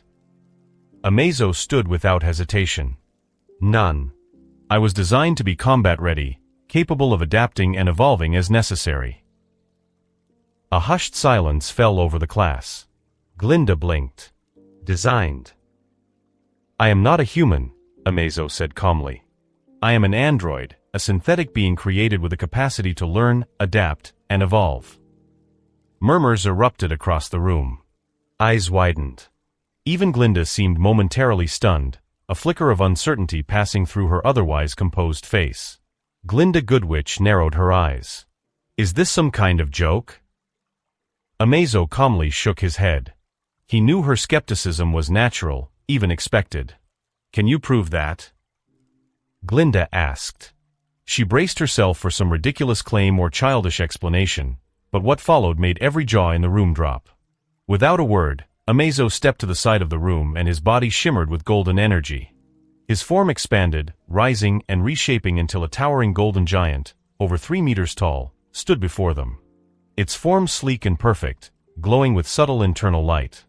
This is my true form, Amazo spoke, his voice deeper and mechanical, yet undeniably intelligent. My human appearance is purely for convenience. It was modeled after a younger version of my father. Silence. Then stunned murmuring. Ruby, unable to contain herself, pointed with wide eyes. Wait, he really adopted you. Amazo shifted back into his human form, blinking. My father told you no lies. Glinda took a breath, recomposing herself with visible effort. This is difficult to process. It's hard to assess you as we would a typical student. Her voice steadied. Would you mind undergoing a combat test to evaluate your abilities? Amazo nodded. How will this test proceed? Come to the stage, Glinda said, gesturing toward the sparring platform. You'll face off against another student. Without hesitation, Amazo walked to the center of the room. Glinda turned to the crowd. Mr. Winchester. Would you join us? Carden Winchester stood up with a smug grin. You want me to fight the smart toaster? I'd never turn that down. Glinda checked her scroll for aura levels and frowned. Since you have no aura to track, I'll stop the match if it gets too dangerous for you. Amazo looked at her curiously. Is aura normally required in these class combats? It is, Glinda confirmed. Suddenly, Amazo closed his eyes for 2 seconds then opened them. I have an aura now. Glinda blinked and glanced back at her scroll. The screen updated, showing a green bar, Amazo's aura full and active. How? She asked, baffled. I analyzed your aura signature and generated one of my own, Amazo answered. It is part of my continuous evolution capability. Whispers erupted across the arena. Even the previously smug Carden seemed a little less sure of himself. Trying to regain control of the class, Glinda took a step back. Do you require a weapon? Amazo shook his head. I can create one if necessary. Carden scoffed. These little tricks won't help you. Glinda raised her hand. Fight however you like. Begin. Carden laughed and charged, bringing his mace crashing into Amazo's face. A solid impact, and Amazo didn't even blink. The aura bar didn't drop an inch. Carden attacked again. Once. Twice. 3 times. Still nothing. How is your aura not dropping? Carden shouted. I am generating it constantly, Amazo replied. Your damage output is insufficient. That's not fair. You can't just have infinite aura. Amazo blinked. Understood. Setting constant aura levels to match yours. The crowd murmured, trying to process what they just heard. Carden snarled and lunged again, but this time, Amazo's hand snapped up and caught his arm mid-swing. With a casual punch to the chest, he sent Carden flying across the arena. The force knocked Carden's aura into the red immediately, and he groaned as he skidded to a stop. The room was silent again. Even Glinda's expression cracked into disbelief. Amazo turned to her. Is this sufficient? Glinda nodded slowly. Yes. But before she could end the session, Yang stood up, fire in her eyes. I want to spar with him. Glinda glanced at Amazo. Are you okay with that? I am. Yang walked to the stage, excited. Hey, can you take other people's forms? Yes. She grinned. Then take mine. Let's see how it feels fighting myself. Amazo's body shimmered and twisted, and a second Yang stood on the stage. Same smirk. Same hair. Same swagger. He tilted his head and asked in Yang's voice, "Is this good enough?" Yang burst out laughing.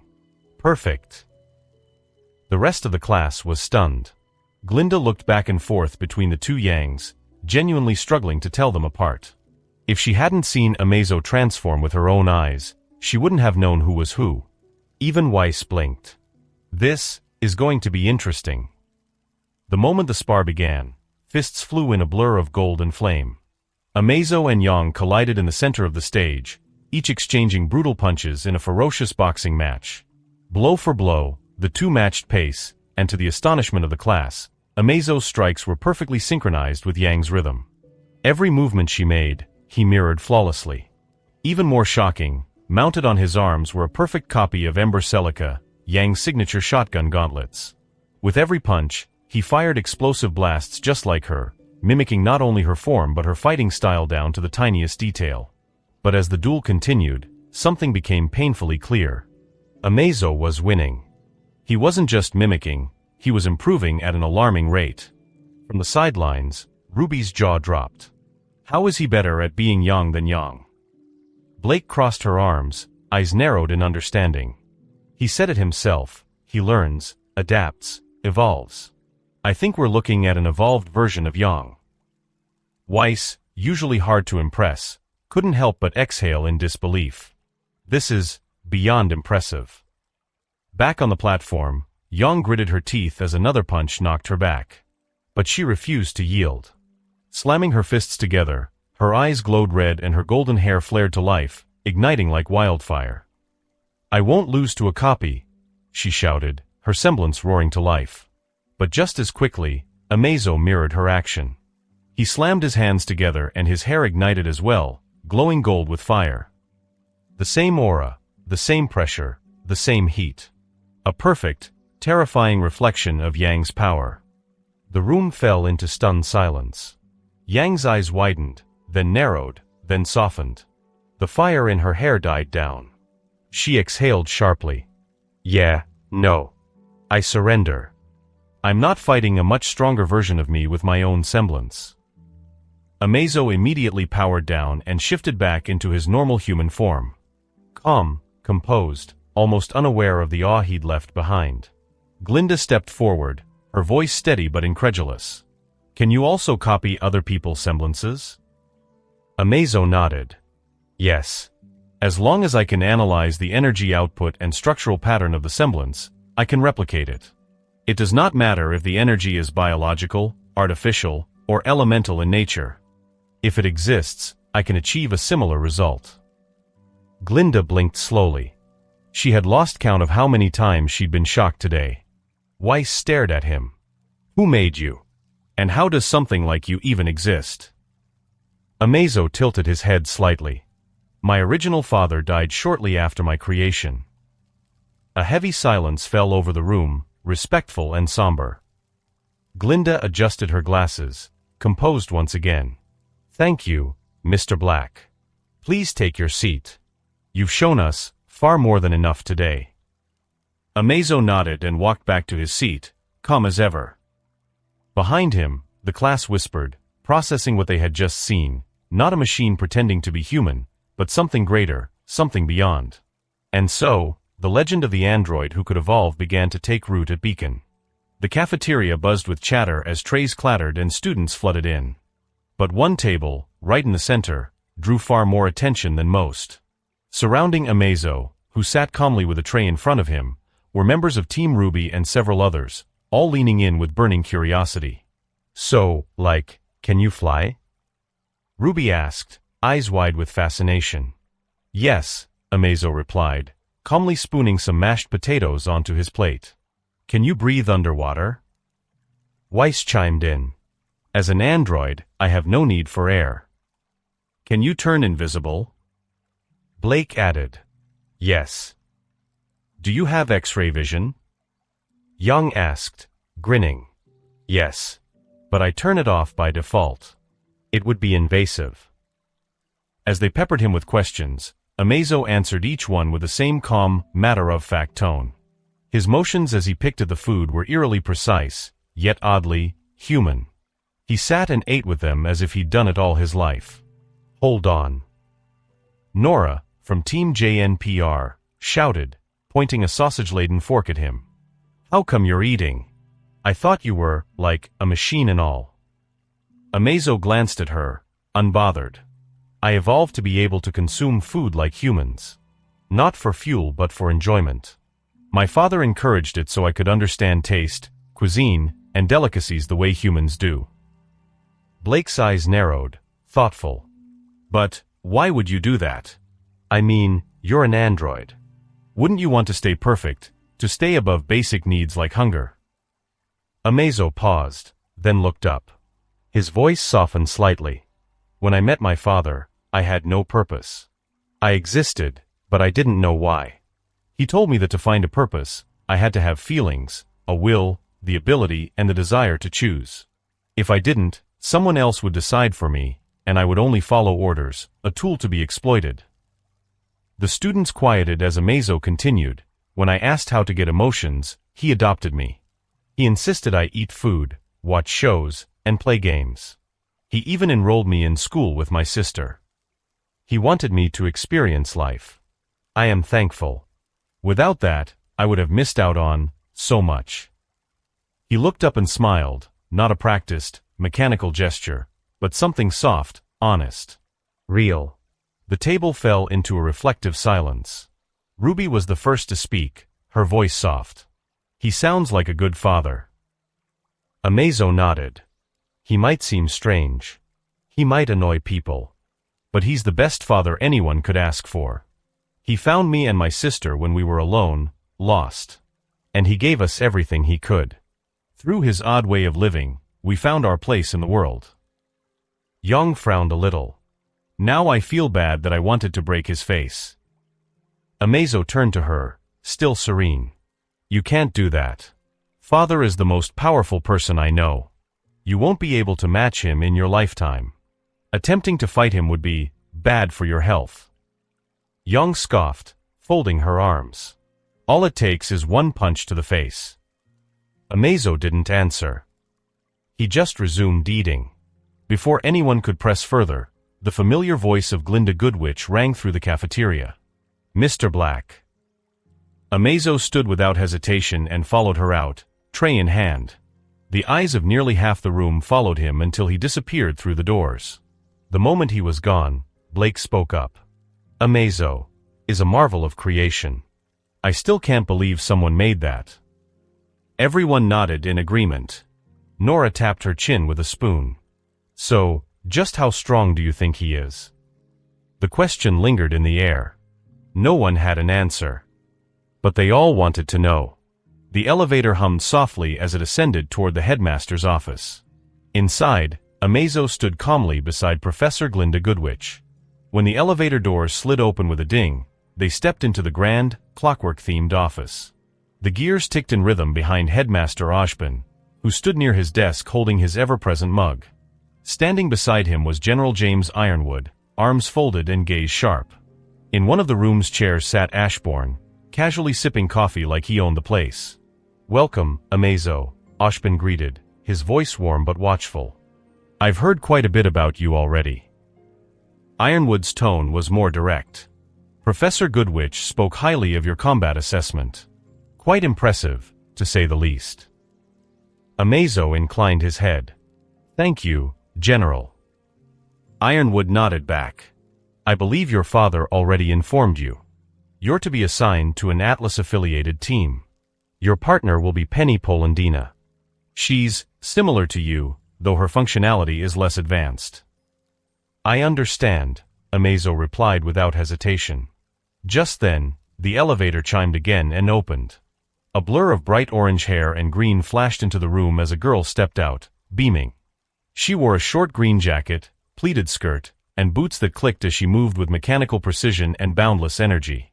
"Penny reporting for duty, General," she saluted, standing tall. "At ease, Penny," Ironwood said, a faint smile creeping in. He gestured to Amazo. "This is your new partner, Amazo Black. He is. Before he could finish, Penny gasped and stepped closer, eyes wide with wonder. You're not human. Amazo smiled. That's correct. I am also a synthetic being, an advanced android. Penny's eyes sparkled as she clapped her hands and practically bounced in place.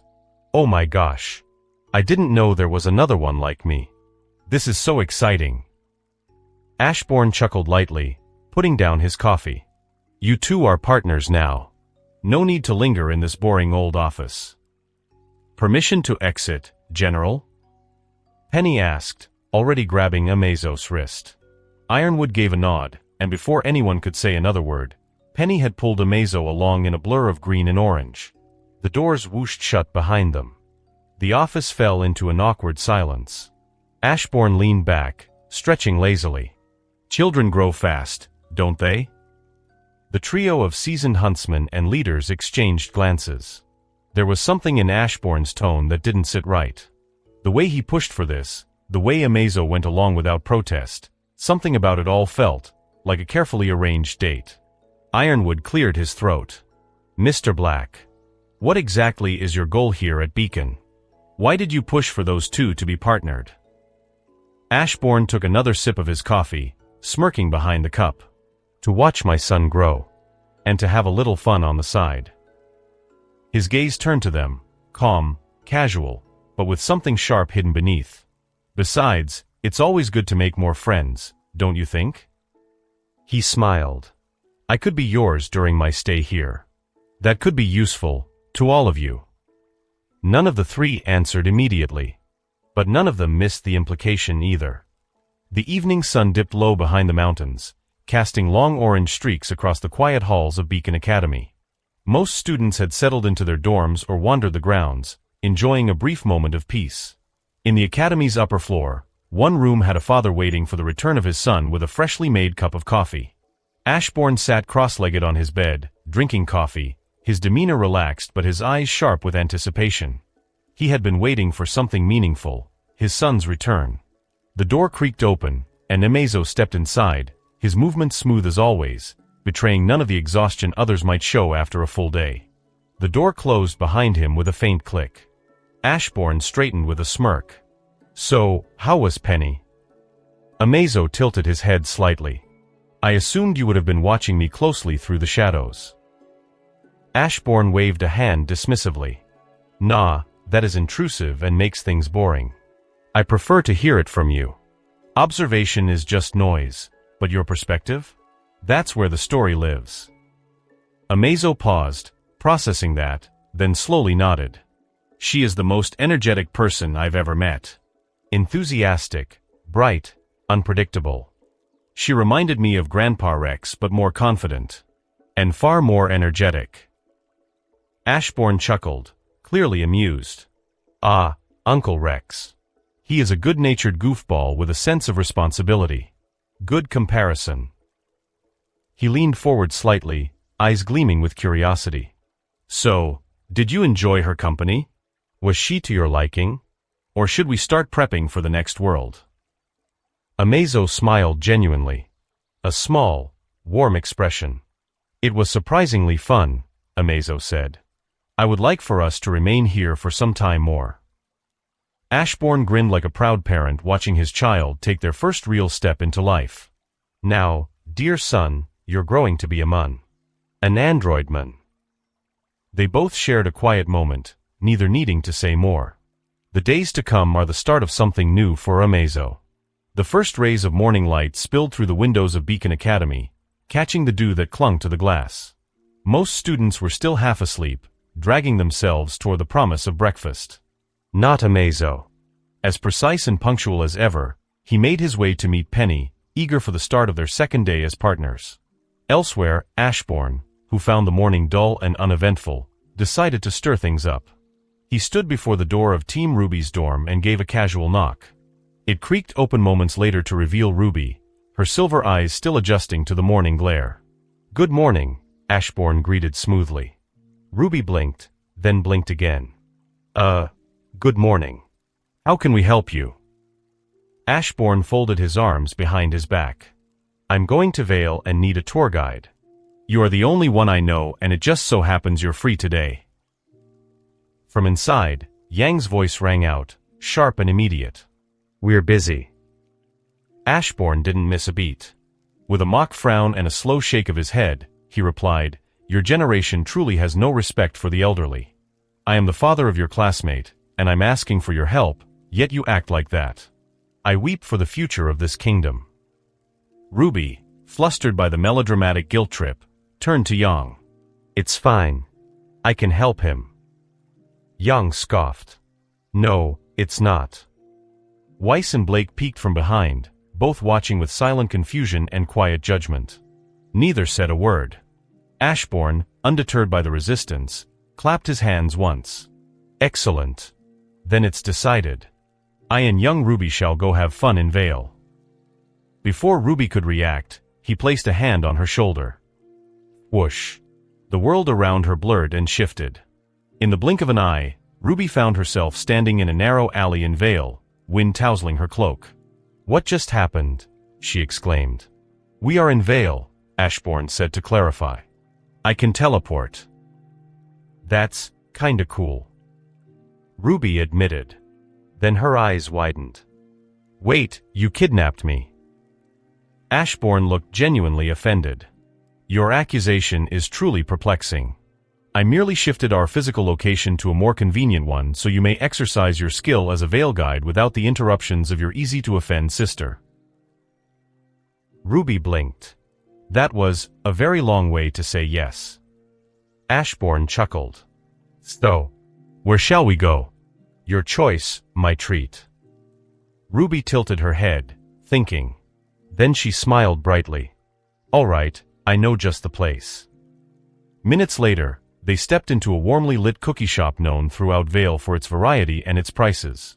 Ruby was about to suggest just a couple of the more modestly priced options, but Ashbourne went straight for the counter, scanning the display. Behind them, a television aired the local news. The White Fang branch in Atlas was completely wiped out overnight.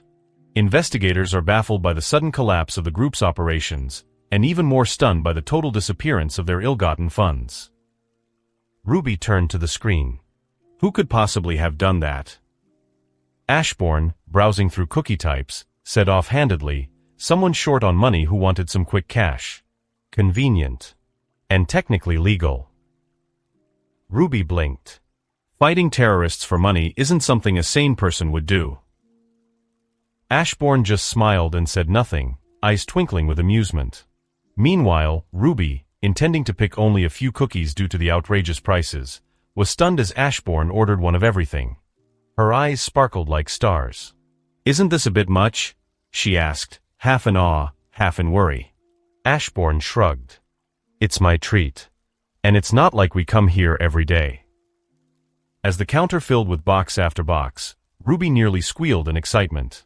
After finishing a stomachful of cookies and still buzzing from the sugar, Ruby led Ashbourne down one of Vale's main streets. Come on, she said with excitement in her step. I want to show you something really cool. This is the best weapon shop in all of Vale. Ashbourne raised an eyebrow, amused, but followed without protest. Inside, the walls gleamed with rows of expertly crafted weapons. Some shifted form with the press of a button, blades that transformed into guns, axes that folded into shields, and swords embedded with dust chambers of varying elements. Ashbourne wandered slowly, admiring the craftsmanship. Some of these are rather impressive, he admitted, picking up a glaive with a foldable blade. On the other side of the shop, Ruby was in full lecture mode, animatedly pointing out the designs and features.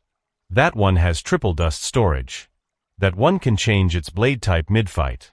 Oh, and this one has a recoil system that increases its power after each swing. She paused, turning to him. So, what kind of weapon do you like? Ashbourne tapped his chin thoughtfully. I've always been fond of classic weapons. Swords are noble. But daggers, they're practical. Efficient. Intimate. Ruby tilted her head. You don't carry any, though. Ashbourne chuckled. That's because I'm a civilian, not a huntsman. And as for weapons. He held up a hand, and his shadow rippled unnaturally. From the inky blackness emerged 4 distinct daggers, each floating above his palm. One glowed a fiery red, another shimmered blue like frost, a third emitted a vibrant green light, and the fourth pulsed with a strange purple energy. Ruby gasped, eyes turning into literal stars as she picked up the red one. "These are amazing. Why are they glowing like this?" "Unique materials," Ashbourne said, watching her with a smirk. "Each is forged through a different process by skilled hands." Ruby marveled at them for another moment until Ashbourne added with a sly grin, "I could give you one, if you drop that oversized scythe of yours." Ruby held the dagger like it was sacred, but at those words, she quickly hugged Crescent Rose. "Crescent Rose is the greatest weapon ever made. I'd never abandon her." Ashbourne shrugged. "Your loss." They walked a bit longer through the streets of Vale before Ruby turned to him with a more serious tone. "Why did you let Roman run away that day?" "I already answered that," Ashbourne said casually. "Because I felt like it." "He could be committing another crime right now," Ruby said, brows furrowing. "Maybe he's already hurt someone." Ashbourne looked at her, the smile returning to his lips. "Then let's find out what he's doing, shall we?" Before Ruby could process that, the light around her shifted. Suddenly, she was no longer standing in the sunlit street but in a dimly lit room, a storage unit, judging by the walls. Only a single light bulb swayed gently above them. "Wait, what just?" she began, but Ashbourne's voice rang out. "Mr. Torchwick, apologies for the sudden visit, but we are concerned about your well-being after the events from 2 days ago." From a back room, Roman Torchwick and Neo emerged. They froze instantly upon seeing Ashbourne smile. Ruby instinctively pulled out Crescent Rose. Ashbourne calmly placed a hand on her shoulder. "You were concerned for his well-being, were you not? Don't start a fight now." Ruby blinked. "I was concerned about other people's well-being because of him." "Details," Ashbourne said with a shrug. "We're not here for violence. Please, put the weapon down." Roman and Neo exchanged terrified glances, more afraid of Ashbourne's casual tone than the scythe-wielding girl. Ashbourne stepped forward. From the shadows behind him, a pristine white box rose, warm and faintly fragrant. He handed it to Roman. "A gift. Freshly baked. For our visit." Roman took it, eyeing it like it might explode. "What is going on here?" Ashbourne placed a firm hand on Roman's shoulder. "We're simply checking on the health of a fine gentleman. And, hoping to hear your story, the tale of your rise to infamy in Vale's underworld. I believe it would be enlightening for young Miss Rose." Ruby tilted her head, stunned. "What?" Ashbourne gestured to her. "Look at this young, confused face. Would you really leave her ignorant of how the world works? Isn't it better to hear the truth, in a safe, controlled environment, away from flying Grim that can eat you whole?" Roman blinked. "Why do you keep bringing up the part about me getting eaten by Grim?" Ashbourne simply gave him a slow, unsettling smile. Roman instinctively took a step back. "Right. So, cookies and story time it is, then." Hours passed in strange comfort inside the dimly lit storage unit. Ruby sat cross-legged on the floor, an empty cookie wrapper in her lap and an expression of wonder on her face. Next to her, Neo leaned back against a crate, savoring a scoop of strawberry ice cream, another miraculous treat drawn from Ashbourne's shadow, still perfectly chilled. Roman Torchwick leaned on a broken chair, arms animated as he recounted one of his most notorious escapades, the Great Coffee Heist. Ruby hung on to every word, occasionally gasping, asking questions, or blinking in disbelief. She couldn't help herself. Despite knowing who Roman was and what he had done, hearing the world from his point of view was captivating. "So wait," Ruby said, eyes wide, "that's why the price of coffee spiked so badly that year? My dad was willing to pay triple just for a single bag of beans, but he couldn't find any." Roman grinned smugly, leaning back with pride. "That's right, Red. That was my greatest heist. A full month's stock from every major distributor in Vale vanished overnight." Ruby stared at him like he'd just recited an epic poem. "You really pulled that off, for coffee?" "Caffeine is power," Roman said dramatically, tapping the side of his nose. "Always remember that." Ashbourne clapped his hand slowly from the back of the room, a smile tugging at his lips. A fine storyteller you are, Mr. Torchwick. You paint criminality with the brush of an artist. He stood, his shadows dancing unnaturally in the dim light. But as with all good things, our little visit must now come to an end. It's already nightfall, and I need to escort Miss Rose back to her dorm. Roman nodded. Right. About this place. Ashbourne waved a hand dismissively. Worry not. I'm the only one who knows, and I have no intention of exposing you or your lovely companion here. You have my word. Neo gave him a small nod while still licking her spoon, seemingly at peace. Ashbourne turned to Ruby, placing a hand lightly on her shoulder. Have a pleasant rest of your evening, Miss Rose. Ruby hesitated for just a second, then looked at Roman. Thanks for the story. And then the two vanished in an instant. Roman and Neo stood in silence for a long moment. That was extra weird, Roman finally muttered. Neo nodded slowly. Roman sighed. Let's get back to work. Despite the chaos of the visit, neither of them doubted Ashbourne's word. The Mun was a walking nightmare, a being who could find them any time he wanted. If he said he'd keep their secret, it wasn't out of mercy, it was because lying would be pointless for someone like him. Back at Beacon, Ruby stumbled as her feet touched solid ground again. She barely had time to get her bearings before. Ruby. Young slammed into her with a bear hug, almost lifting her off the floor. Where were you? I was worried sick. Ruby laughed nervously. Sorry, I was, having fun? Lost track of time. If it wasn't for Ashbourne, I wouldn't have come back at all. Young held her at arm's length, scanning her face with narrowed eyes. That asshole. I'm breaking his face. Weiss raised an eyebrow, stepping into view. What exactly did you two do while you were away? Ruby looked at her teammates, a small, stunned smile forming on her lips. You'll find it hard to believe. The morning sun cast warm golden rays across the Beacon courtyard as students made their way to the training halls. Among them, Amazo strolled calmly beside Penny, who was chatting animatedly about the upcoming Vital Festival. As they rounded a corner toward the combat arena, Team Ruby appeared ahead of them.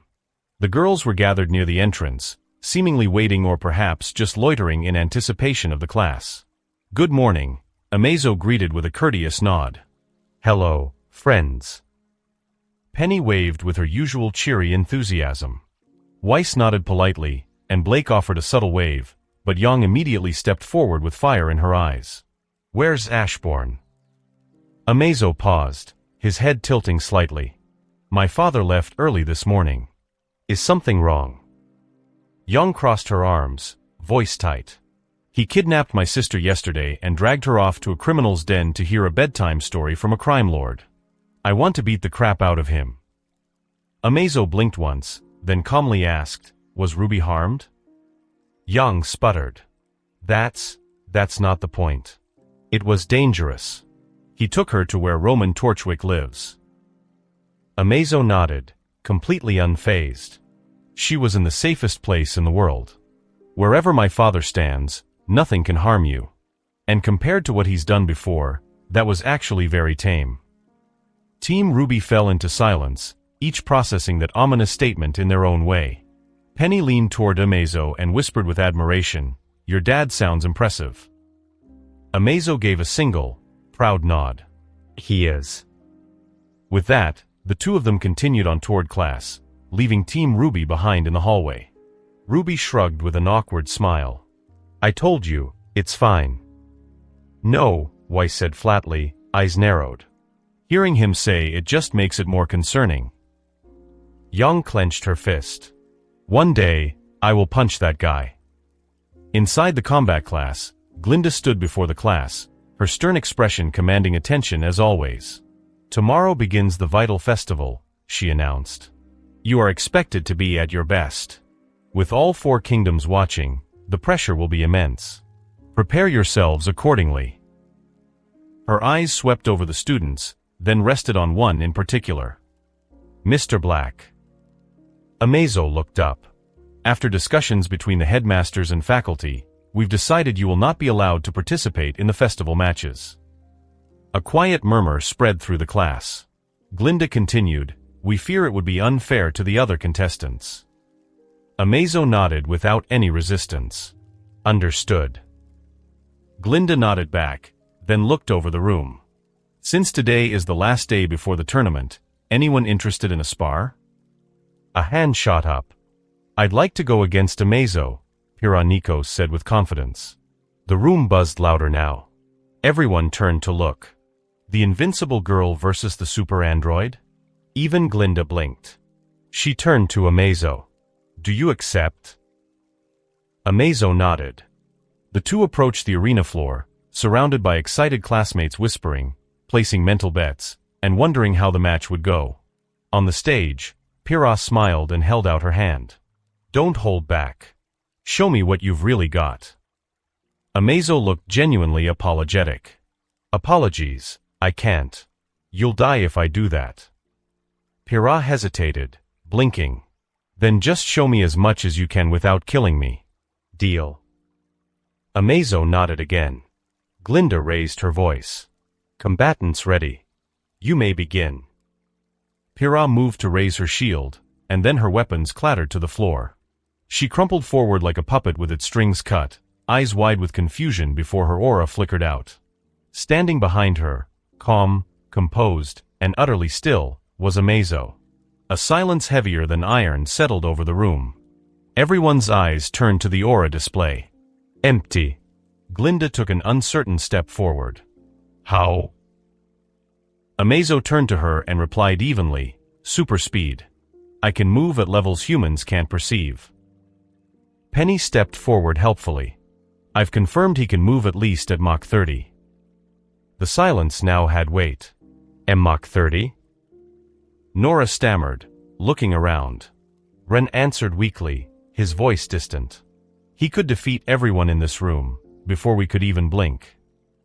In a secluded Beacon Academy room, Cinderfall sat rigid, her eyes narrowed in deep thought. Mercury leaned back in his chair, his usual smug attitude replaced by an uneasy expression. Emerald paced anxiously near the wall. The silence was thick, finally broken by Mercury. "That android, he's way more capable than we thought. That thing's not just a variable, he's a whole disaster to the plan. How the heck did anyone even manage to create something like that?" Emerald turned to Cinder, worry etched across her face. "What should we do? If that thing decides to come after us, we won't even be able to react. Should we just cancel the plan?" Cinder's jaw clenched. Her amber eyes flared. "I'm not stopping right behind the finish line. That thing is just a machine and I refuse to believe it's invincible." She leaned forward, voice sharp. "And even if it was, what about his human father?" Mercury scoffed and threw his hands up. "Oh, brilliant. You want to go after the Dark Lord who eradicated a whole army of Grimm in seconds? How could that possibly go wrong?" Cinder glared at him, unamused. "If I only had the full maiden powers, things would be much easier." Mercury shrugged with a disinterested grunt. Then Cinder's lips curled into a sly smile. "We don't have to beat the father. We just need him. As a hostage. Drug him. Subdue him. Let's not forget, he's a Mun, after all." Meanwhile, completely unaware of the scheming happening across the academy, the very target of their plan was lounging comfortably inside a dusty storage unit. Ashbourne sat between Roman Torchwick and Neo, all three perched on a couch in front of a TV setup running off tech brought and powered by Ashbourne himself. Controllers in hand, they played as if the world outside didn't exist. Roman glanced at him, brow raised. "Why are you here again?" Ashbourne leaned back lazily. "I'm bored. School's dull, and no one's particularly interesting." Roman nodded with a hum of understanding. "By the way, you've mentioned twice now I'll be eaten whole by a Grimm. Care to elaborate?" Ashbourne chuckled. "It got to you, huh? Well, that's the fate written for you. And your girlfriend over here," he pointed lazily at Neo, "goes on a revenge arc and ends up becoming a tree." Roman blinked. "That is concerning." Ashbourne grinned. "Not really. You were supposed to die during the Vital Festival, when the fire bitch kicked off her little terrorist campaign. Roman's brows shot up. You know about Cinder? Ashbourne shrugged. Man, I know the future of this world. I'm just curious if she'll drop her stupid plan now that I and my son are here, or if she'll push ahead anyway. Roman tilted his head. She's a stubborn one. Neo nodded in agreement. Ashbourne gave a low, ominous chuckle. That would be bad for her health. Roman stared at him for a moment, then asked, Are you even human? Ashbourne's expression softened with a smirk. Yes, but an alien to your world. We come from a different one. If you ever get bored with Remnant, I could send you elsewhere. Roman paused, processing the offer. Are you for real? What are you, some sort of a human god? Ashbourne laughed. No, but I'd be offended if you compared me to puny things like gods. Roman gave a low whistle as they resumed their game. Ashbourne said, Classes are over. I'll go check on them. You keep following Cinder's orders, and let's see where that takes you. Don't worry, if things go south, I'll save your ass. Roman smirked. Sure thing, new boss.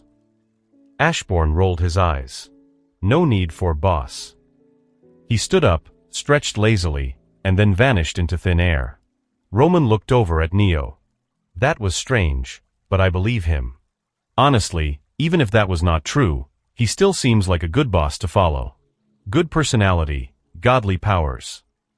Neo nodded wordlessly. And just like that, the two returned to their game, as if none of it was out of the ordinary. Ashbourne reappeared at Beacon Academy in front of the main building. Just ahead, students were filing out after classes. Among them were Amazo, Penny, and the full squads of Team Ruby and Team JNPR. Ashbourne strode forward with his usual calm and a faint smile. Amazo, he greeted warmly, how was today's class? Amazo responded plainly, his tone neutral. They were the usual. Nothing special. Ashbourne gave a thoughtful nod, then turned his gaze to Penny. I hope Amazo isn't a bad partner. Penny blinked at him, then perked up with cheerful resolve. Amazo is amazing. The best partner I've ever had, she declared with unexpected passion. He's reliable and effective, and fun to be around. Ashbourne chuckled, genuinely amused until a blur of movement caught his eye. From the left, a punch flew toward his face. It was Young. She had taken the opportunity to slip around the group unnoticed and launched a full-force strike at Ashbourne while he was distracted. But before her fist could make contact, her body froze mid-motion just inches away. Ashbourne turned his head slightly, eyes calm but unimpressed. What kind of person greets someone with a punch? He asked, his tone dry.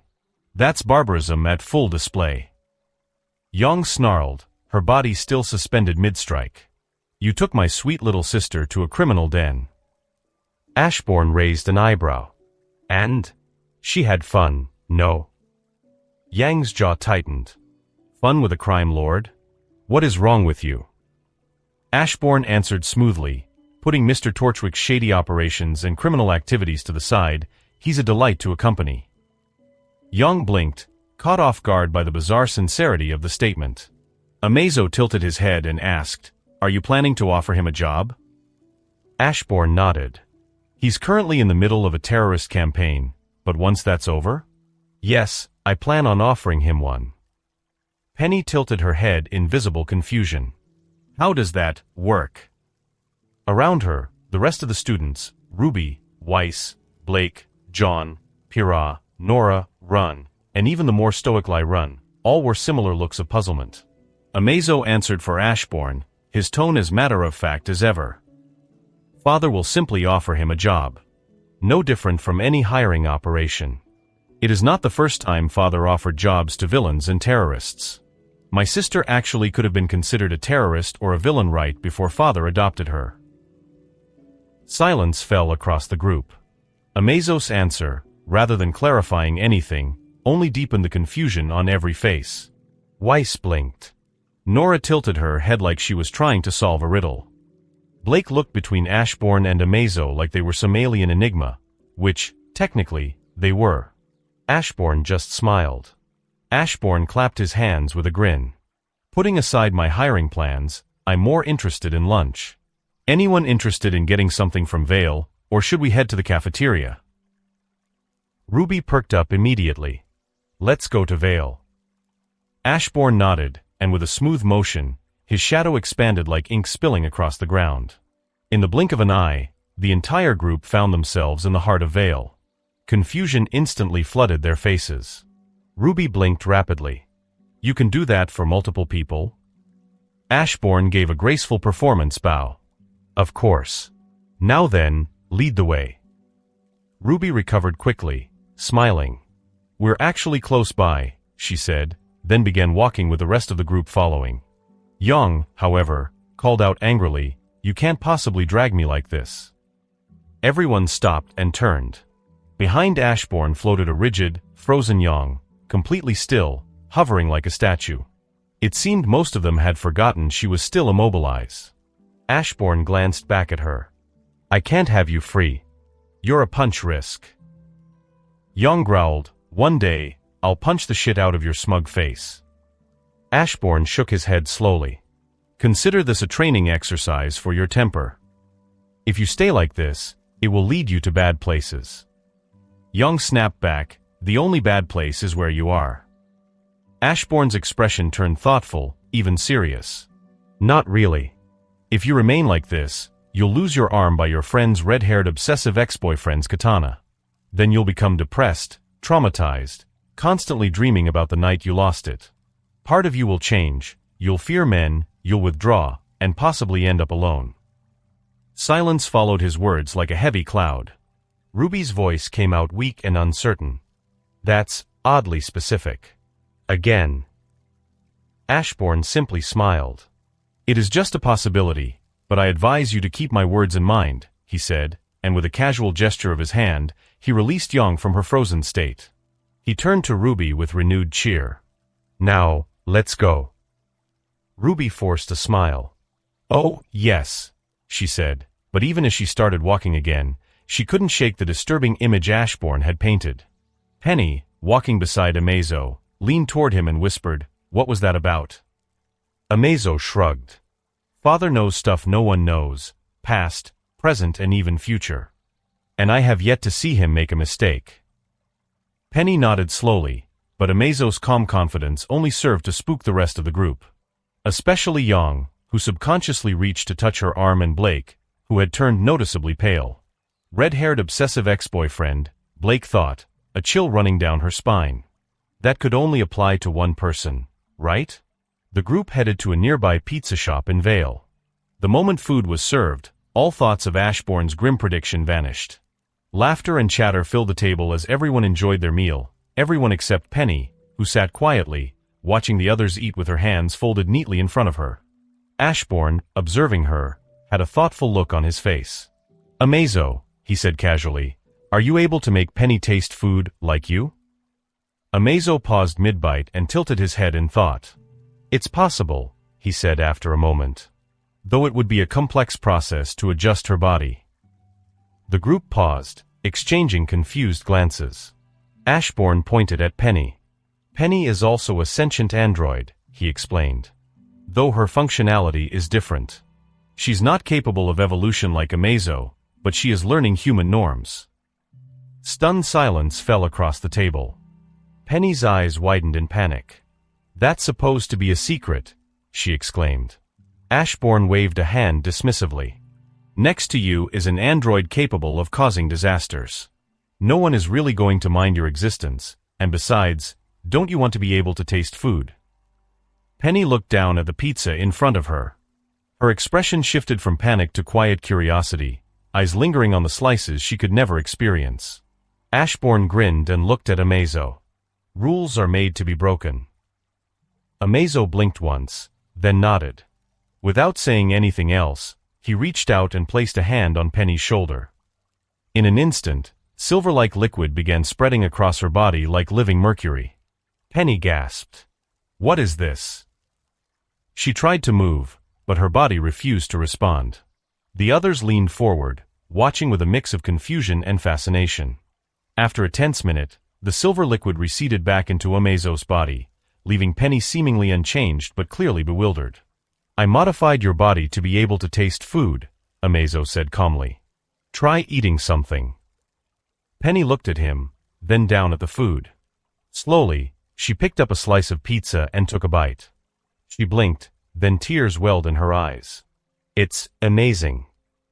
Everyone stared in stunned amazement. Blake, her voice hushed with disbelief, asked, "You're an android, but you can cry?" Penny, still processing everything, touched the tears running down her cheeks. "Oh, I shouldn't be able to cry." "I took the liberty of adding a few other features," Amazo said. "Like tear ducts and an enhanced ability to experience human sensations such as touch and warmth." Penny blinked, stunned. She looked around, then began touching the table, the chair, her own hands. "I can feel things. I never felt this." Without warning, she threw her arms around Amazo in a hug. "Is this warmth? This is nice. I didn't know that." Ashbourne chuckled, pleased. "For now, focus on eating. Explore one thing at a time." Penny nodded eagerly and returned to the food, taking more bites with bright eyes and a huge smile. Ashbourne turned to the rest of the students, who still hadn't fully recovered from the display. With a knowing smile, he said, "One advantage of androids eating: they can eat as much as they want, whatever they want, without worrying about nutrition or their weight." As the words left his mouth, his gaze lingered on the girls in the group. Ruby, Weiss, Blake, Young, Nora, and even Pyrrha all glanced at Penny, then at their own plates with unmistakable, mild jealousy in their expressions. Ashbourne found their reactions deeply amusing. Later that night, Team Ruby entered their dorm room after a long, exhausting day. The lights flicked on, and each girl moved toward her respective space, stretching or sighing. Ruby flopped onto her bed and turned her head toward the others. "See? You also lost track of time like I did yesterday. Ashbourne is weird, but in a fun kind of way." Weiss brushed some strands of her hair behind her ear as she began changing her clothes. "Weird is an understatement," she said, setting her gloves down. "But I admit, he doesn't seem like a bad person to be around." Young, still holding on to some unease, sat down on the edge of her bed. "What do you think about what he said? About me losing an arm, and what happens afterward?" Weiss opened her mouth, hesitated for a moment, then answered, "I think he said that just to spook you. You know, to mess with your temper." Blake, who had been unusually quiet, spoke next. "Red-haired obsessive ex-boyfriend," she said slowly. "That describes mine." The room went silent. The other three girls turned their heads toward her in shock. Blake continued, her voice low. "And he uses a katana." Yang's skin lost some of its color as she looked at Blake. "How could he possibly have known that?" she asked, voice tight with disbelief. Ruby, sitting up slightly, replied weakly, He did share his prediction for Roman and Neo's fate, and as strange as it was, he seemed confident of it. He also knew where they were hiding. Maybe he really does know stuff, like Amazo said." Young looked down and touched her arm, her fingers running over the skin as if to make sure it was still there. She swallowed hard. "So I might really lose my arm." Weiss shook her head quickly. "We can't be sure of that. It might be just a coincidence. Just a bluff to scare you into being more careful." But her words didn't seem to comfort Young, whose expression had darkened. The idea of losing her arm, of becoming that withdrawn person Ashbourne described, shook her to her core. Across the room, Ruby sat still, lost in her own thoughts. A different idea had begun to form in her head, one that felt almost too strange to say out loud. If Ashbourne had some kind of power, to know things, maybe he could find out what her mother's last mission was. Where she went. Why she never came back. Maybe, at least we can recover her body and give her a proper burial, Ruby thought. Ruby's hand tightened slightly over her blanket. No one said anything more. And yet, the room was anything but quiet. The Vital Festival was in full swing. People had traveled from all 4 kingdoms of Remnant to witness the tournament. Streets buzzed with excitement, merchants shouted, children laughed, and the skies were dotted with airships bringing even more eager spectators. The city pulsed with life and anticipation. But elsewhere, away from the cheering crowds, in the quiet confines of a Beacon guest room, Ashbourne sat with Amazo, both shrouded in silence. I believe some idiots will try to do something funny during the festival, Ashbourne said, reclining slightly in his chair, one leg crossed over the other. His voice was calm and relaxed. Amazo glanced toward his father but said nothing. His expression remained neutral. Ashbourne smirked slightly, the corners of his mouth twitching with amusement. Keep an eye on Penny. She's a possible target. A faint red glow flickered in Amazo's eyes, brief, but unmistakable. His face twitched ever so slightly, irritation breaking through his usual calmness. Ashbourne noticed and chuckled. It seems you've gotten close to her. Amazo's voice was cool but direct. Why not eliminate the threat ahead of time? Ashbourne stood up, placing his hands behind his back as he walked toward the window. Because I'm curious. I want to see how things play out with our presence here. Let the players take the stage first. Just stay near your girl and leave the rest to me. I'll stop things from going out of hand when needed. Amazo nodded. There was no doubt on his face or in his thoughts. He absolutely trusted his father. Suddenly, a knock echoed at the door. Both father and son turned to look at it simultaneously. Ashbourne smiled knowingly. Well, things are getting fun now. The ringleader is here to visit us. Amazo's eyes peered through the door with a silent scan. The amber-eyed woman, Cinderfall, he said. She sat beside me on the first day. Ashbourne walked to the door, the familiar glint of amusement never leaving his eyes. He opened it slowly. Cinderfall stood there, a warm and a kind smile on her face. You must be Mr. Ashbourne Black, she said with deliberate charm. I've heard about you and wanted to meet in person. Ashbourne returned the smile with one of his own. And you must be Cinderfall. I've heard about you, from a mutual acquaintance. Cinder paused, her smile tightening ever so slightly as her mind raced through the implications. Mutual acquaintance? Who? Then Ashbourne stepped aside, revealing Amazo sitting silently in the room. Cinder blinked, caught off guard. Her mind recalibrated. Perhaps Ashbourne learned about her through Amazo. That was safer. Expected. Composing herself with practiced grace, Cinder said, I didn't expect Amazo would speak of me. Ashbourne shrugged casually. The world is full of unexpected things. Such as your visit here. I didn't know you had an agreement with Amazo. Cinder's smile never faltered. Actually, I just wanted to meet you. Amazo spoke of you with such fervor. I became curious to meet you in person. She tilted her head. Would you mind joining me for breakfast? Ashbourne returned her warm smile with his own. Of course. It would be my pleasure. With the same grace, Cinder turned and walked down the hall, Ashbourne following her with calm, measured steps. Left alone, Amazo sat quietly in the room, watching the door close behind them. He narrowed his eyes slightly. He wondered what his father was plotting now, and part of him felt pity for the woman. He had a feeling she was his father's new source of amusement. Cinder led Ashbourne through a narrow path, guiding him to a secluded school garden tucked away from the bustle of the rest of the school. Ashbourne glanced around the serene space, noting the colorful flowers and the well-tended hedges.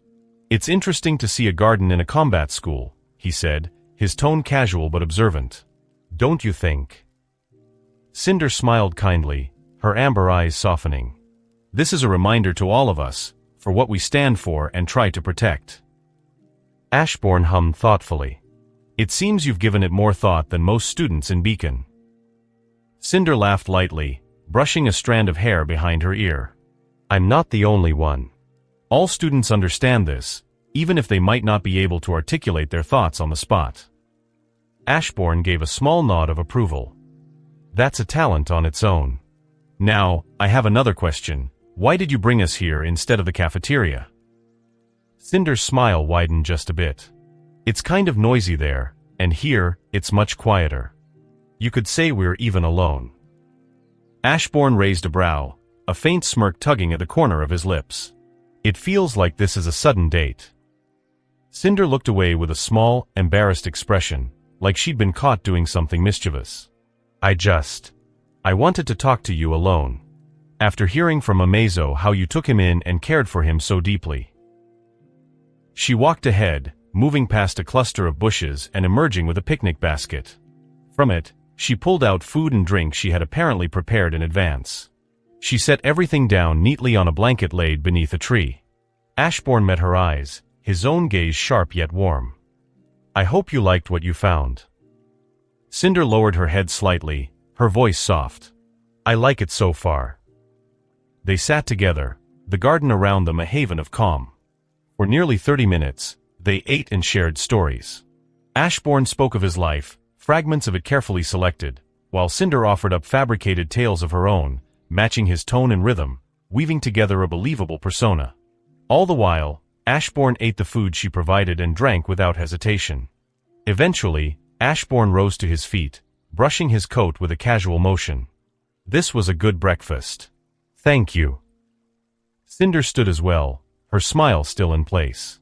I hope we can do it again. Ashbourne offered a polite nod and turned to walk away. Once he was gone and the garden fell silent, Cinder's smile melted from her face, replaced by a furious glare. She reached into her pocket and activated her scroll. Emerald, she snapped, did you really drug the freak's food? Emerald's voice crackled through the scroll, slightly nervous. We did. There was enough drug in that food to knock out 10 huntsmen in less than 2 minutes. Cinder's voice dropped to a low growl. Then why is he fine and walking away after consuming everything? Mercury's voice chimed in from behind Emerald, clearly unimpressed.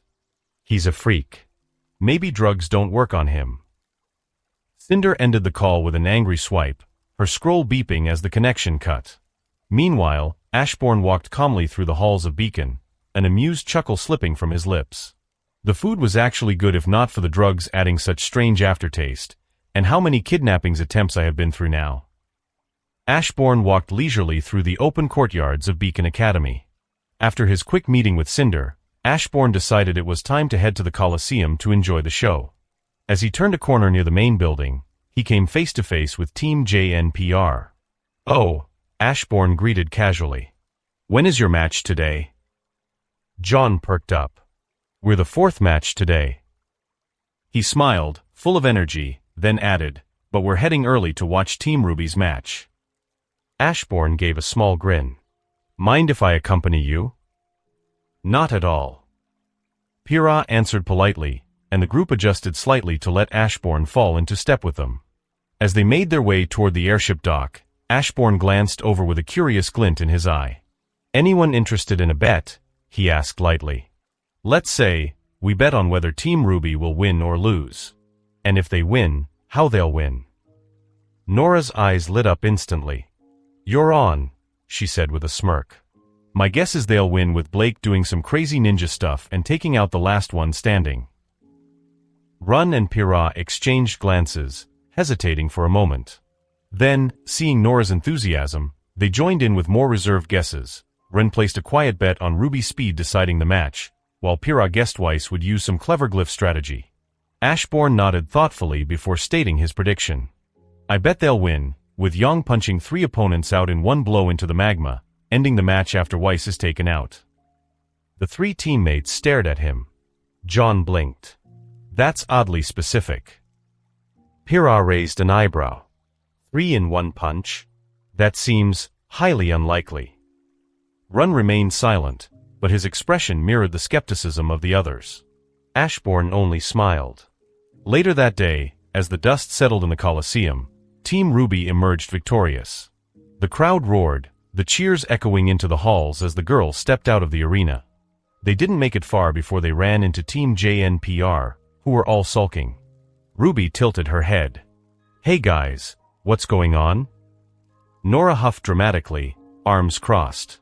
We made a bet about your match, and Ashbourne basically took all our money.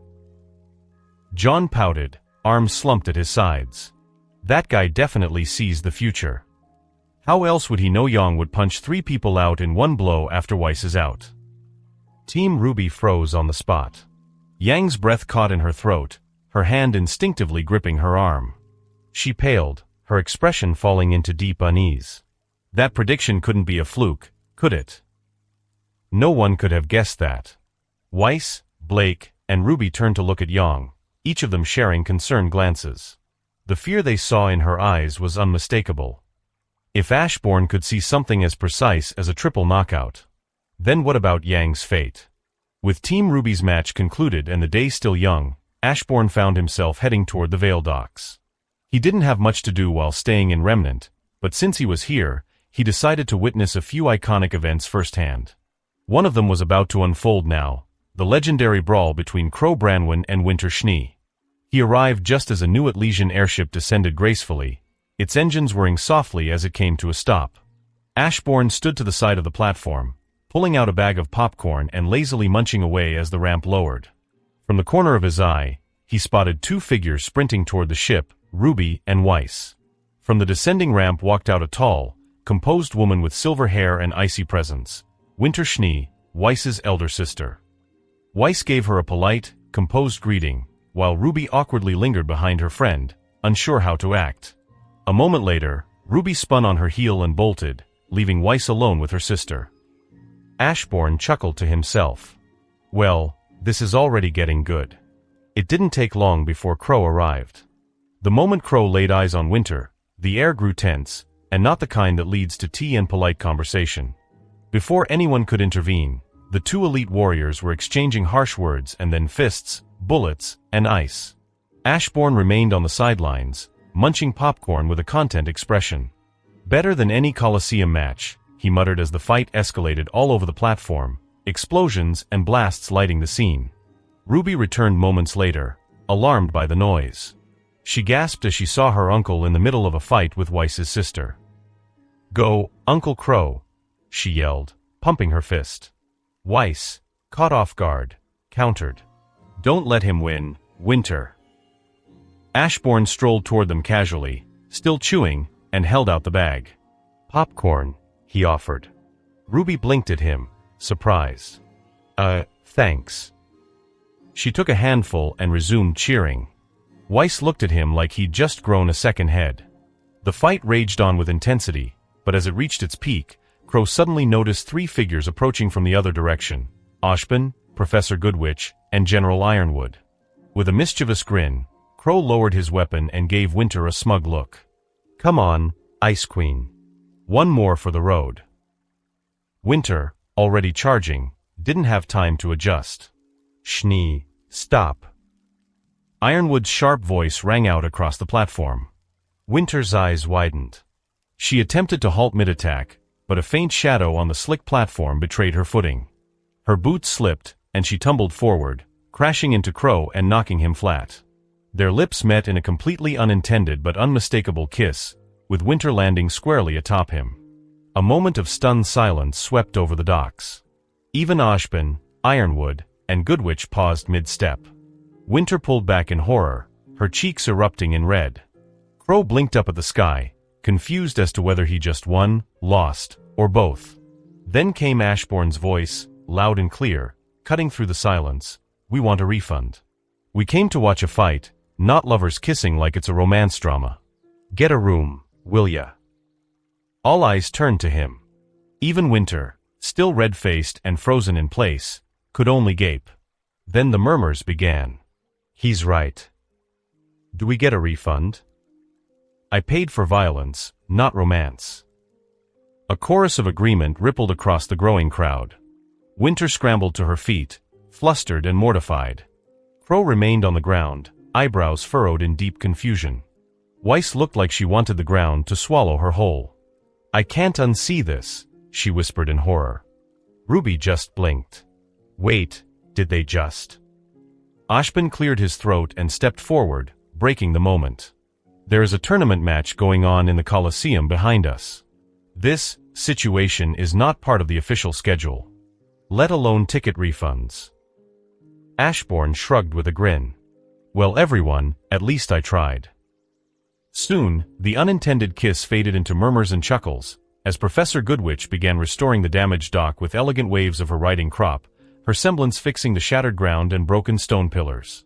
The crowd, no longer entertained, began dispersing, some laughing, others still demanding refunds under their breath. General Ironwood approached Ashbourne, his stern gaze sharp with irritation. "What do you think you're doing?" Ashbourne turned to him, his face serious and voice calm. "That depends. Which would you prefer, General? Panic and doubt over why a huntsman and a soldier from Atlas are trying to kill each other in public? Or a love drama involving an Atlas soldier with a touch of comedic tragedy?" Ironwood opened his mouth, but no words came. Ashbourne continued without missing a beat. "Personally, I was in it for the chuckles. Anyway, I'll leave you to deal with the two reckless kissers." With a smirk, Ashbourne handed the half-full bag of popcorn to the still silent general and walked off. Ironwood looked down at the bag in his hand, then up at Crow and Winter. Both of them looked incredibly out of place, Winter with her expression full of embarrassment and apology, and Crow rubbing the back of his neck with a sheepish grin. The general narrowed his eyes, clearly not amused. Ashbourne strolled through the city, eventually arriving at an old, nondescript building, Roman Torchwick's current hideout. The door wasn't locked, and he let himself in. Inside, the scene was almost bizarrely domestic. Roman sat on a beat-up couch with a controller in hand, Neo next to him, deeply focused on the screen as the two played video games. Ashbourne blinked. "Don't you have some terrorism to prepare for?" Roman glanced over with a shrug, not pausing the game. "Fire which said to lay low till the finals. Can't mess up her grand plan or whatever." Ashbourne raised an eyebrow, then casually dropped into a chair beside them. "Mind if I join?" Roman passed him a third controller. "Why not?" As they played, Roman glanced sideways. "Don't you have anything to do?" Ashbourne leaned back and answered without a trace of irony, "Not really. I'm waiting for my adopted android son's relationship with an Atlas's android to bloom. It takes time." Both Roman and Neo froze for a second. Roman squinted at him. "You're serious?" Ashbourne nodded solemnly. "Children grow fast. Especially androids."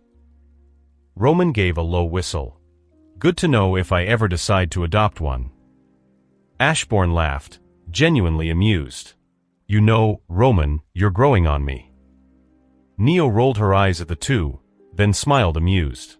The trio continued playing without a care in the world. The night was quiet in Beacon Academy, the gentle hum of the wind below serving as a background to the stillness inside the dormitory room. Amazo sat alone, eyes glowing faintly as lines of data flickered across them. He was connected to Remnant's communication network, scrolling through archives, history files, and event logs to pass the time. The room's silence was interrupted by a knock on the door. He blinked once, the connection shutting off as he stood up and walked toward the door. Opening it, he found Ruby and Yang standing in the hallway. Amazo tilted his head slightly, then stepped aside in a silent gesture of invitation. The two girls entered, but Yang paused in the doorway. "Is your father inside?" she asked, her voice hesitant but firm. Amazo shook his head. "No. He said he's spending the night at Roman's place. The two of them are playing video games." There was a long pause. Ruby and Yang stared at him in disbelief. "Wait." Yang started. "You're telling me your father, Ashbourne, is having a sleepover with Roman Torchwick, the crime lord, and they are playing video games?" Amazo nodded once, completely unbothered. "Yes. That's what I said." Yang's mouth opened to say something, then closed again. She tried once more. "Isn't he afraid the police will catch him for, I don't know, associating with a known criminal?" Amazo shrugged. "The police and huntsmen should avoid angering my father if they know what is good for them." The room fell into silence again. Ruby and Yang exchanged looks. Neither wanted to admit it, but they both remembered Amazo's devastating combat abilities during training. And Ashbourne, his shadow manipulation, ability to freeze people, and his unpredictable teleportation, it was all too unnatural. The two of them together?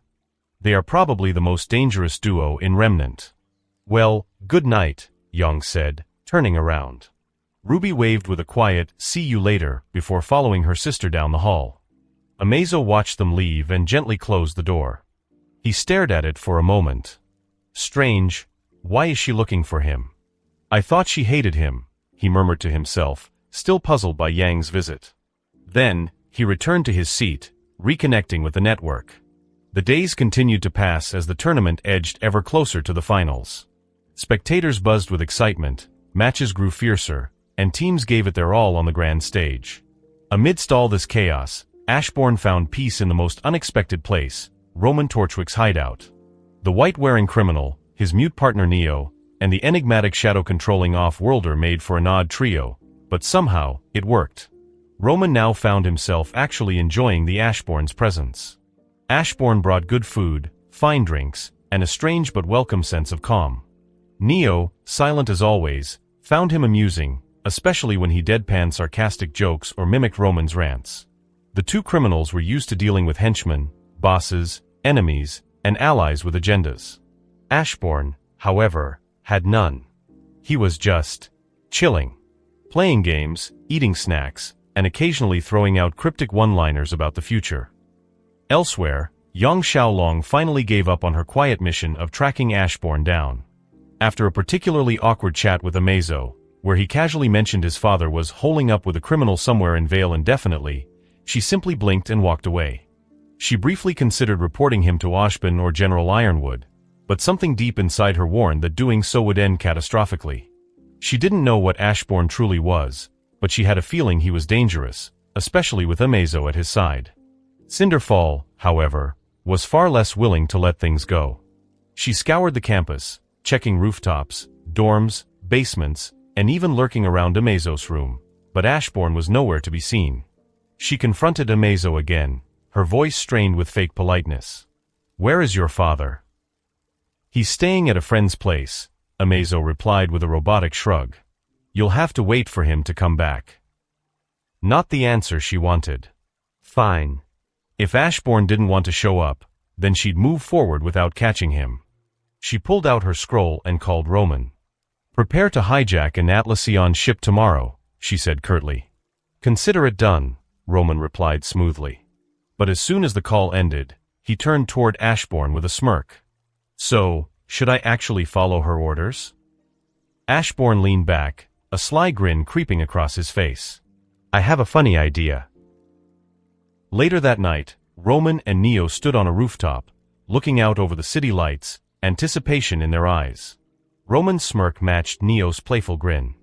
They were both very much looking forward to Ashbourne's play.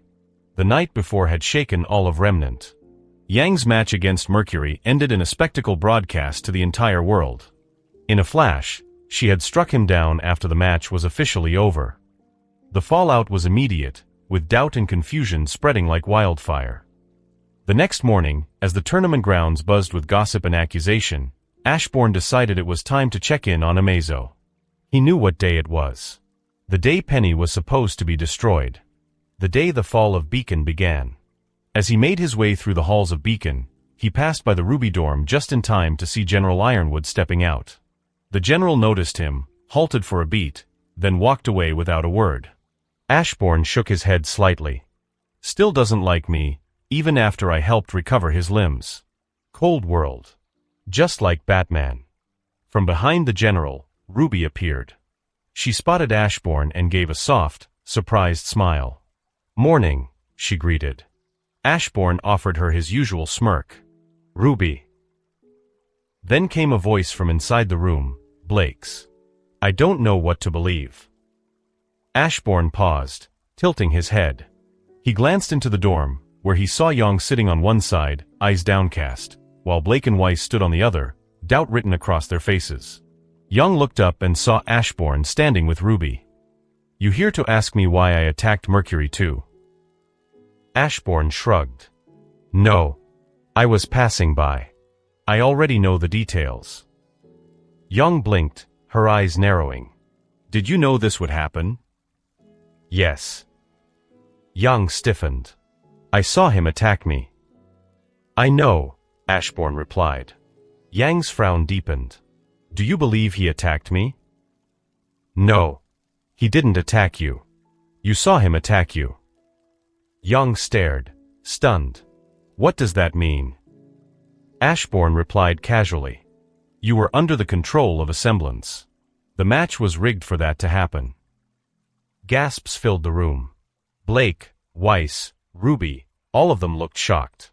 Yang stood abruptly. Do you know who did it? Ashbourne nodded. Who? Young demanded.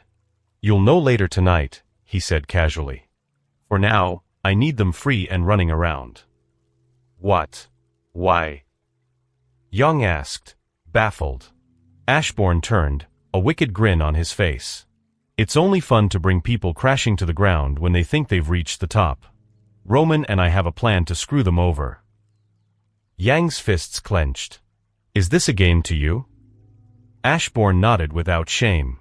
Honestly, I don't have anything better to do. Might as well ruin the lives of some terrorists I don't like.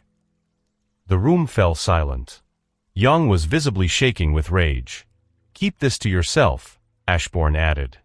Not like anyone's going to believe you. With a growl, Yang charged at him in anger, fist pulled back, but like always, she froze mid-motion, locked in place by Ashbourne's strange power. Do you ever learn? He asked, shaking his head. Yang, breathing heavily, slowly calmed herself. One question, she said finally. When do I lose my arm? Ashbourne turned slightly. It was supposed to be tonight. But I already messed up the order of incoming events beyond recognition. So, you're safe. For now. With a wave of his hand, he released her from the frozen state. Enjoy the show, he said, then walked away without another word. Yang stood still, processing everything. The other girls were speechless. We should report him, Blake said at last. He's clearly plotting something. And he knows too much about what is going on. I agree, Weiss added. This is dangerous. No, Yang said, her voice firm. Everyone turned to her in shock. Why? Ruby asked. Yang's eyes narrowed. They framed me, and no one believed me. If Ashbourne really is planning something to bring them down at their highest, then I'm all in. Don't forget Amazo is on his side. And it's never too late for payback. Besides, he's right, everyone would probably ignore us or think we're lying. And Ashbourne will just play dumb and even mock us. The other girls didn't seem convinced, but they decided to trust Young this time. And for now, they would follow her lead. Ashbourne arrived at his room. Inside, Amazo sat on the bed, his eyes glowing faintly as lines of data streamed across them. He was plugged into Remnant's communication network, his mind surfing the web of information, sifting through archives and broadcasts to pass the time.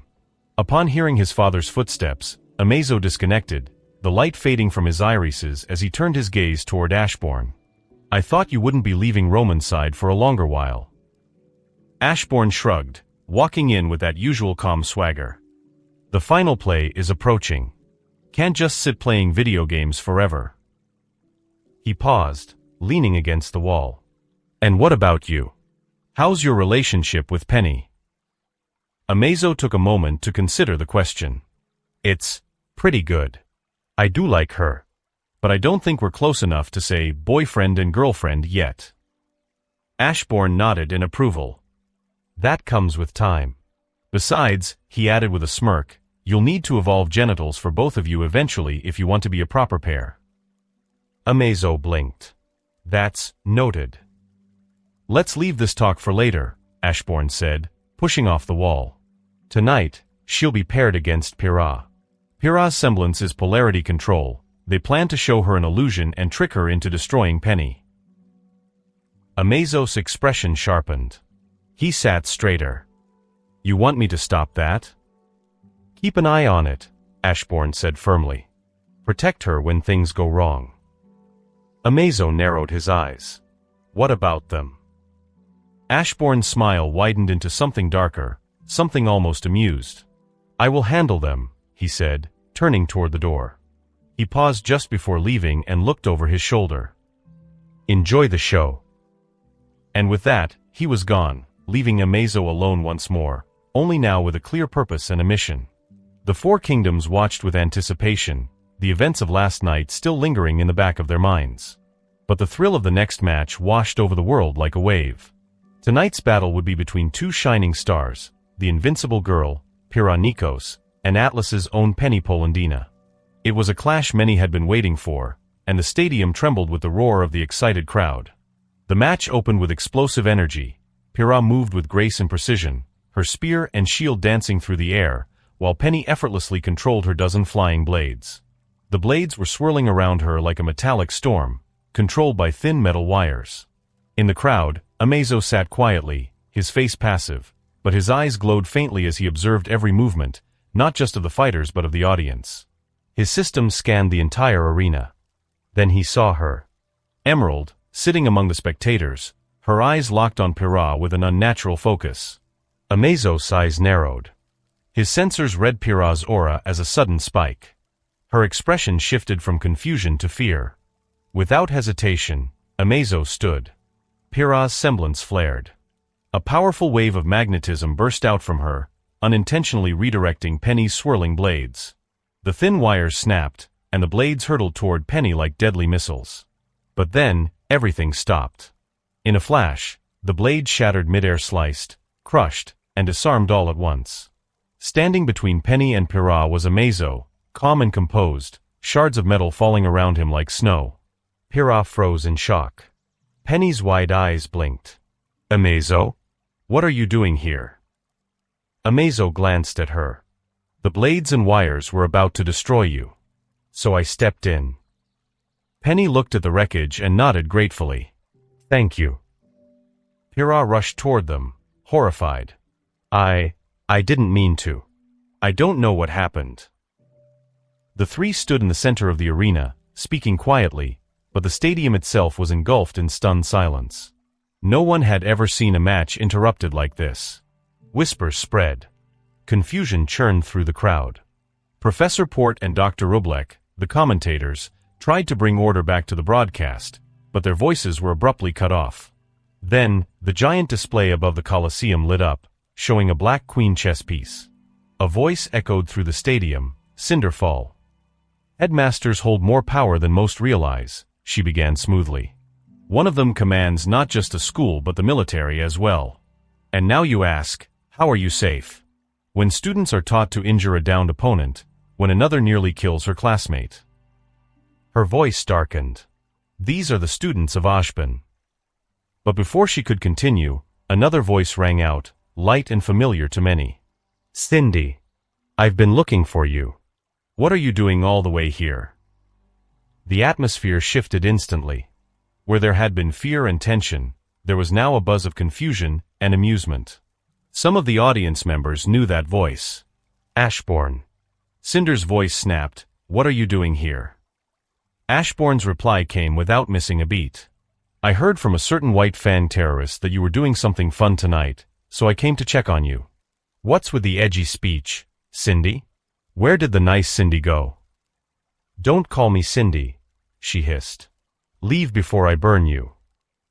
"Ouch, that hurts," Ashbourne said with exaggerated offense. "Where did the kind and gentle Cindy go?" "Ah, I know, you must be possessed by a new type of grim. Don't worry, Cindy. I have the perfect cure for you." Then the entire arena heard it, a loud, echoing slap. Ashbourne's voice followed, triumphant. "I will slap the grim out of you. And the best part, I know you like it kinky." The arena exploded, half in stunned laughter, half in bewilderment. Even those in power who knew what the Black Queen symbol meant didn't know how to react. The enraged voice of Cinder blared across the Colosseum and every TV. "I will kill you." Slap. Her voice faltered. "You." Slap. "You." Slap. "Will regret." Slap. The crowd grew numb. They sat motionless, stunned, as the sound of slaps echoed again and again. The woman who once radiated menace now sounded helpless, humiliated. Then came the rapid-fire slaps, one after another, and through them, Cinder's pleading voice could be heard, "Stop. Please, stop." Ashbourne's voice rang again, smooth and collected. "I knew it. Slapping the grim out of you was the best cure." A pause.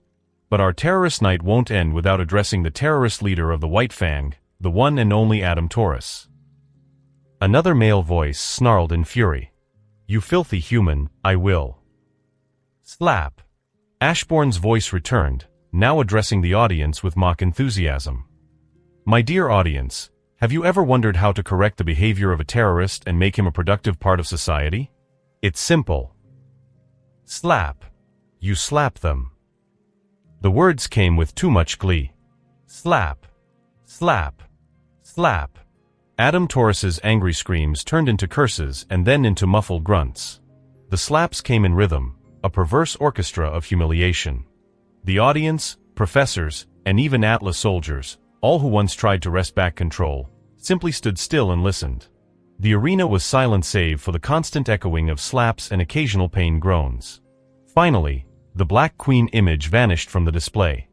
In its place appeared Ephid, Cinder, and Adam Taurus on their knees, their faces red, swollen, and barely recognizable. Neither could speak, and Ashbourne's image was nowhere to be seen, though it was clear he was the one holding the camera. Ashbourne's voice returned, tinged with mock disappointment. It's really sad, you know, to see such talents fail so hard, not just at being productive members of society, but even at being decent people. Hell, they can't even succeed at terrorism. He turned his attention to Adam. Hey Adam, enlighten me. How does joining hands with humans to attack innocent civilians, including Faunus, and destroying lives help your cause for equality? I'm truly baffled by your logic and would love to understand. Adam groaned and said weakly, filthy, racist humans like you should burn in hell. Ashbourne laughed. How rude. Look at Cindy next to you. Then look me in the eye and tell me I'm racist. There was a beat of silence. I made sure to give you the same treatment. Adam clenched his jaw, seething, about to speak again. Ashbourne cut in. Speak out of turn, and I'll slap you live this time. Adam fell silent instantly. Ashbourne chuckled, now gleeful. There you go, everyone. The terrorist of equality doesn't recognize equality when he sees it. What did we learn today? Another pause. Slap them till they behave. He added cheerfully, and besides that, Atlas's robots know how to dance. The screen cut to a feed of Atlassian robots and paladins marching in the streets, doing a bizarre, stupid-looking dance. Their limbs flailed in clumsy rhythm. Some spun. Some toppled. The visual was accompanied by ridiculous music and glowing effects. Ashbourne's voice spoke once more. Ashbin, the infiltration from a while ago? Yeah, that was to gain access to these fine dancers and help the White Fang attack Vale. Reflect on your mistakes and fix your security. And in my humble opinion, you should retire, you're way too old. He paused, letting that sink in. As for the rest of the audience, for all your trouble, enjoy this rare show of Atlas's finest and most sophisticated robots dancing. And on your way out, feel free to take pictures of the half-naked White Fang members hung outside the Colosseum. It'd be a shame if you didn't capture the memories. The broadcast faded, replaced by a final message in yellow text. Note 1, Yang Xiaolong was framed. She was tricked by a semblance that makes her see things not there. Note 2, in my power as the sole controller of the systems, I declare Penny Polandina the winner of tonight's match. Note 3, no non-terrorists were harmed in the making of this video. Then it returned to the dancing robots, now with even more absurd music, neon filters, and comedic sound effects layered in. The audience just stared. Dumbfounded. Speechless. In the center of the arena, Penny blinked slowly and turned to Amazo. Was that your father's voice? Amazo nodded. I was wondering what show he had planned tonight. I guess he was too bored. Pyrrha and Penny remained frozen, wide-eyed, and entirely at a loss for words. In the heart of the Atlas main airship, amidst the flickering lights and scattered weapons, Roman Torchwick stood tall. Around him, dozens of Atlas soldiers lay unconscious or groaning, sprawled across the floor like broken toys. Beside him, Neo twirled her parasol with a smirk, barely even winded from the fight. Ashbourne appeared beside them. Roman didn't flinch. Ashbourne looked around at the scene, his gaze lingering on the pile of defeated soldiers. So, he asked, voice calm, how was the show? Roman burst out laughing. Perfect. Absolutely perfect. He gave a dramatic bow. Bravo. Encore. I haven't laughed like that in years. Neo gave a thumbs up, her expression gleaming with amusement. Roman added, It's just a damn pity those two assholes and the other two annoying brats aren't hanging up there with the rest of the White Fang morons. Ashbourne raised an eyebrow. Then, he said smoothly, I shall make your night perfect. Check this. He handed Roman a scroll. The criminal mastermind snatched it eagerly, with Neo peeking over his shoulder. The screen lit up, and there they were. Cinderfall. Adam Taurus. Mercury Black. Emerald Sustri. Hung up in their underwear. Bruised, swollen, and unconscious, he was strung up beside the other humiliated White Fang members outside the Colosseum. Every single one of them looked like they'd been through a hurricane of slaps. Roman stared. Neo's eyes sparkled. Ashbourne crossed his arms, a smug grin tugging at his lips. Fine, sir, you underestimated my ability to slap them for life. Roman broke into raucous laughter, nearly doubling over. Oh gods, I take it back. It was not perfect, this is perfect. Neo gave a theatrical slow clap. Ashbourne chuckled softly. And with a flick of his hand, shadows swirled around them, and the trio vanished from the airship, leaving behind a room full of unconscious soldiers and one unforgettable night of disgrace. The aftermath of Ashbourne's chaotic intervention rippled across the four kingdoms like a tidal wave. As soon as the broadcast ended, people poured out into the streets, eager to confirm the unbelievable. And there they were, the half-naked, bruised bodies of the White Fang members, dangling in humiliating disgrace. Scrolls were out in seconds. Photos, laughter, and mocking jeers spread through the crowd like wildfire. Huntsmen and soldiers scrambled to restore order, trying to shoo away onlookers, but it was futile. The damage, or in some eyes the justice, was already done. General Ironwood stormed toward his airship, fury etched across his face, intent on regaining command of his compromised systems. Unlike the initial panic from Cinder's hijack, the crowd this time responded with mockery instead of fear. They laughed at the terrorists, they laughed at the prancing Atlas robots still dancing in the background, and they laughed at the complete absurdity of the night. A mysterious man whose face was never shown had humiliated both terrorists and authorities and stopped a major attack while the world had watched, helpless and dumbfounded. The four kingdoms came together for an emergency meeting. The tournament was postponed for a day. Experts were called to harden the digital systems.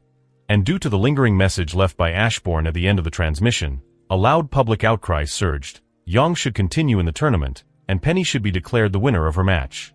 After all, the mysterious man who had foiled the attack seemed to have judged it fair, and in the court of public opinion, that was enough. Yet not everyone was pleased. General Ironwood was livid. Ashbourne was quiet, but his frown was deeper than ever.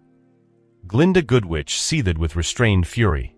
They knew for certain that Ashbourne had known about the attack long before it unfolded, and instead of informing them to stop it, he had orchestrated an elaborate mockery of everyone involved.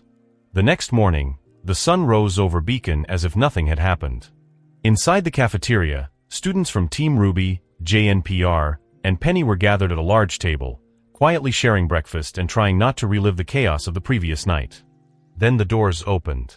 Ashbourne and Amazo walked in casually, as if returning from a pleasant stroll. "Good morning," Ashbourne said, waving a hand. Heads turned. Several jaws dropped. Ashbourne's eyes landed on Yang. "Where is my apology?" Yang blinked. "What?"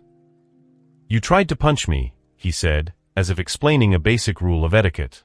"Everything turned out fine. Don't you think an apology is in order?" Yang scoffed. "You knew what was going on and chose to stay silent, and you have the audacity to ask me to apologize?" Ashbourne shook his head solemnly. "This world has no future. No one here knows how to be grateful." Yang chuckled. "Thanks for the help." "You're welcome," Ashbourne replied, pulling out a chair and sitting down. Weiss frowned. "I'm surprised you're here. I thought Headmaster Ashbourne or General Ironwood would have caught you after last night's stunt." Ashbourne shrugged. "I think they're still too busy scrambling to come after me." Nora suddenly stood up. Wait, what was that about Penny winning? That's not fair." "I'm playing favorites," Ashbourne replied with zero shame. "Live with it." Nora gasped, clutching her chest. "Have you no shame to say that out loud?" Ashbourne leaned back in his chair, chuckling. I'm a bored guy who adopted an android, plays video games with a crime lord and a serial killer, and even had a sleepover with them. I let terrorists run rampant just to mess with them, and you expect me to show shame? Or not play favorites? Nora blinked, sat down slowly, and stayed quiet. The rest of the table stared in stunned silence. Young broke the silence with a laugh. They should put you in a cell right next to the others. Penny, ever concerned, looked at him. The general was furious. Will you be okay? Ashbourne waved a hand dismissively. It's fine. Then he turned to Amazo. There are no matches today. Any plans? Amazo tilted his head thoughtfully, then looked at Penny. Do you have anything in mind to do?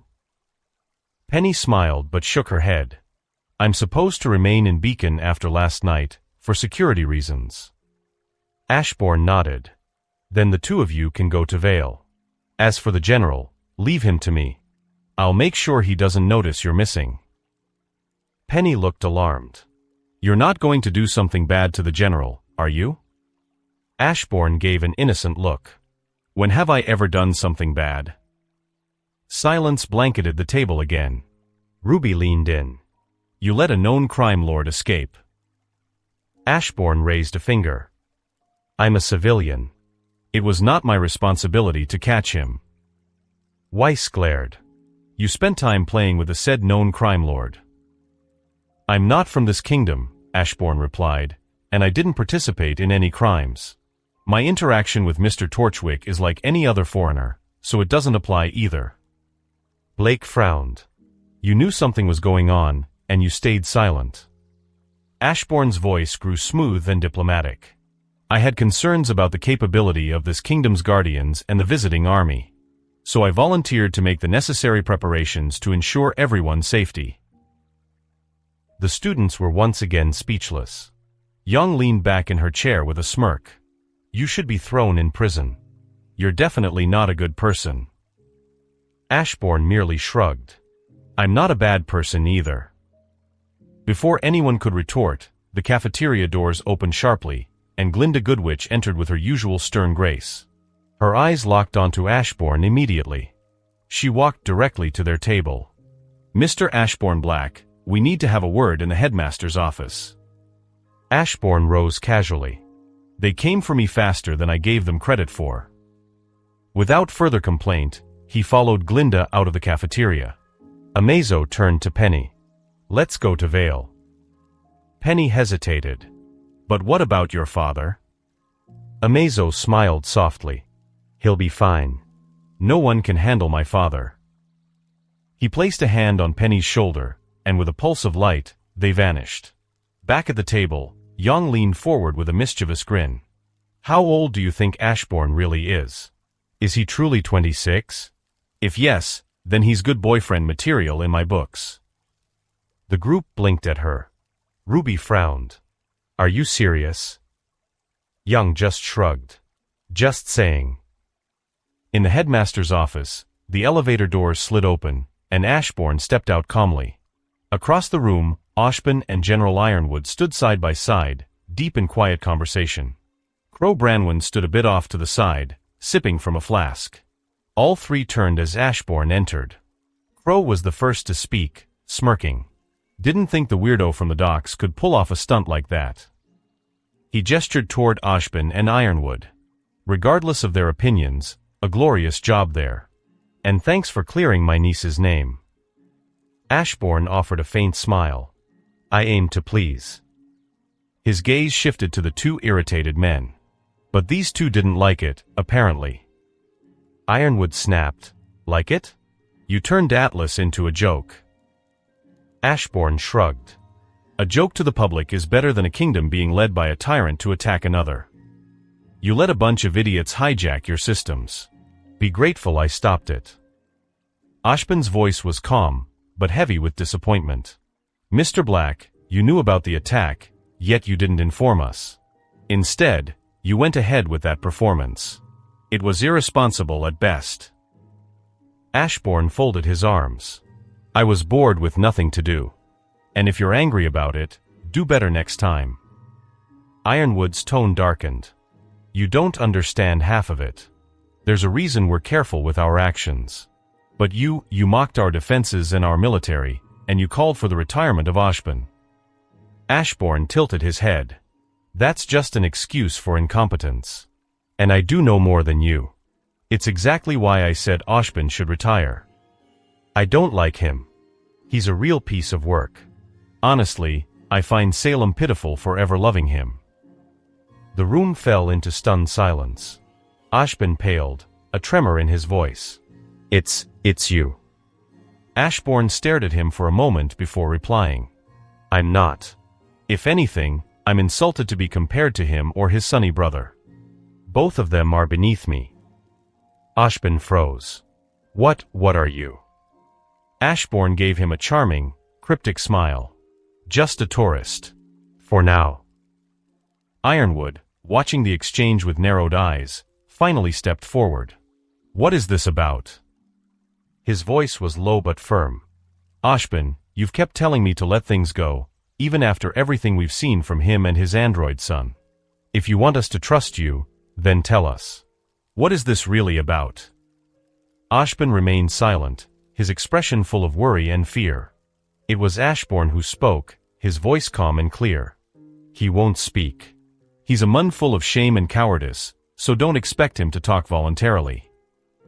Ashburn paced slowly across the room, turning slightly to glance back at the group. But the part that interests you. Long ago, humanity was destroyed by the god of darkness. And this man, he pointed at Ashburn, was given a mission by the god of light. A mission that, after thousands of years, he still couldn't complete. Ironwood and Crow exchanged stunned looks. Ashburn's fists clenched behind his back, but he said nothing. Ashburn's gaze turned sharp. He thought I was the god of darkness because of my control over shadows. And he was afraid I'll destroy the world again, just like in the past. He chuckled. Well, I'm not that childish fool. Though. He paused for emphasis. He's right about one thing. I can end this world if I so desired. The words hadn't even settled before the entire office was suddenly swallowed in darkness. It wasn't a mere shadow. It was a void, an endless abyss stretching into infinity. Wherever the four huntsmen looked, they saw countless glowing purple eyes, of all sizes, staring at them. From the floor, ceiling, and walls, from every direction. The air grew thick, and their limbs stiffened. Breathing became hard. The crushing weight of something ancient and unspeakable loomed around them. They could not move. Could not blink. They could only stare into the endless eyes of the void. Then, just as suddenly as it came, the darkness vanished. The light returned. Ashburn stood in the center of the office, giving them a cheerful, sunny smile. I have no reason to end this world. Let's keep it at that. The group looked at him with pale, shaken faces, not a single word escaping their lips. Unbothered, Ashburn continued. Now, a few things in order. He raised a casual finger. Roman and Neo, they're not to be hunted anymore. I've spoken with them. No more crimes. I plan to take them with me when I leave this world. Ironwood opened his mouth, but no words came. Ashburn didn't stop. And for Penny. He turned to face the general directly. Give her all the freedom she wants, so long as she's with Amazo. Ironwood finally managed to speak, voice faint. Why? Ashburn looked at him with a perfectly straight face. Because Amazo likes her. And I want them to spend more time together. Ironwood blinked, struggling to comprehend. Are you serious? Ashburn gave a lazy shrug, a smirk tugging at his lips. What can I say? Children grow fast. The sun had begun to set, casting golden hues across the sky as evening rolled in. Laughter echoed from the school gates as Amazo and Penny returned from their trip to Vale, both of them clearly enjoying each other's company. Their pace was relaxed and casual, Penny's laughter light and melodic while Amazo wore a rare, amused smile. Nearby, Team Ruby sat outside on one of the stone benches, casually watching the pair return. Blake raised an eyebrow and smirked. I bet those two are an item. Weiss scoffed. That's ridiculous. They're androids. How is that even supposed to work? Young leaned back and snickered. Skip on the hip dancing? Ruby cringed. You, Young. As if on cue, Amazo and Penny spotted them. Penny beamed brightly and waved, calling out, "Salutations," as they approached. Young leaned forward, eyes gleaming with playful curiosity. "Hey, Amazo. How old is Ashbourne?" Amazo paused, blinking once before replying, "He will be 26 in 3 months." Young hummed thoughtfully. "Do you know if he has any preference in a girl?"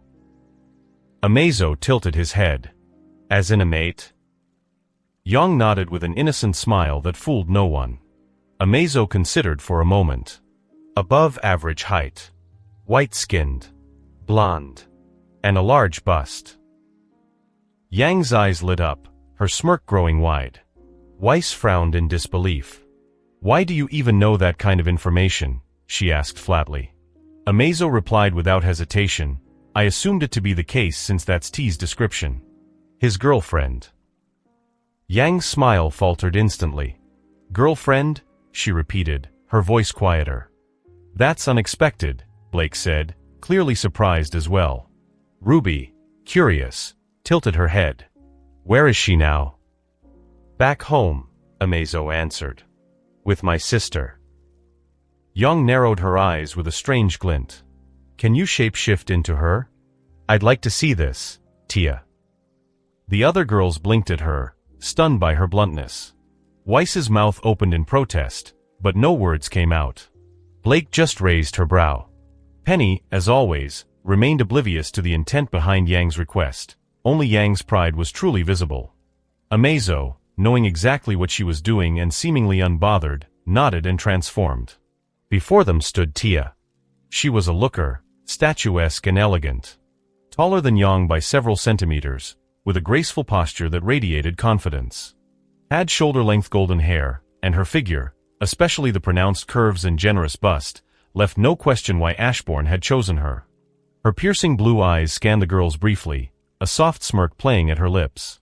A moment later, Amazo shifted back into his usual self. "If nothing else," he said, as casually as before, "we should be on our way." The two androids walked off together, leaving a stunned silence in their wake. Young lowered her gaze, letting out a quiet sigh as she crossed her arms. There was no denying it. She had lost in the comparison, and she knew it. That night, the quiet hum of conversation echoed in Ashbourne's room as he sat on the couch, chatting casually with Roman through his scroll. The conversation was light, filled with sarcasm and banter, until a knock broke the silence. Amazo turned from his seated position and walked to the door, opening it with a gentle pull. Ruby stood there, clutching a modest box in her hands, her expression tense but determined. "Can I come in?" she asked softly. Amazo tilted his head, then stepped aside. "Yes." Ruby stepped inside without hesitation, walking directly to Ashbourne. She held the box out to him. "Here. Try these." Ashbourne raised an eyebrow at the odd gesture, taking the box and opening it with mild curiosity. Inside were several rows of cookies, freshly baked and still warm. He plucked one out and took a bite, chewing thoughtfully. "They're actually pretty good," he said. "Better than the ones from the shop the other day." Ruby smiled faintly. "That's my mom's recipe."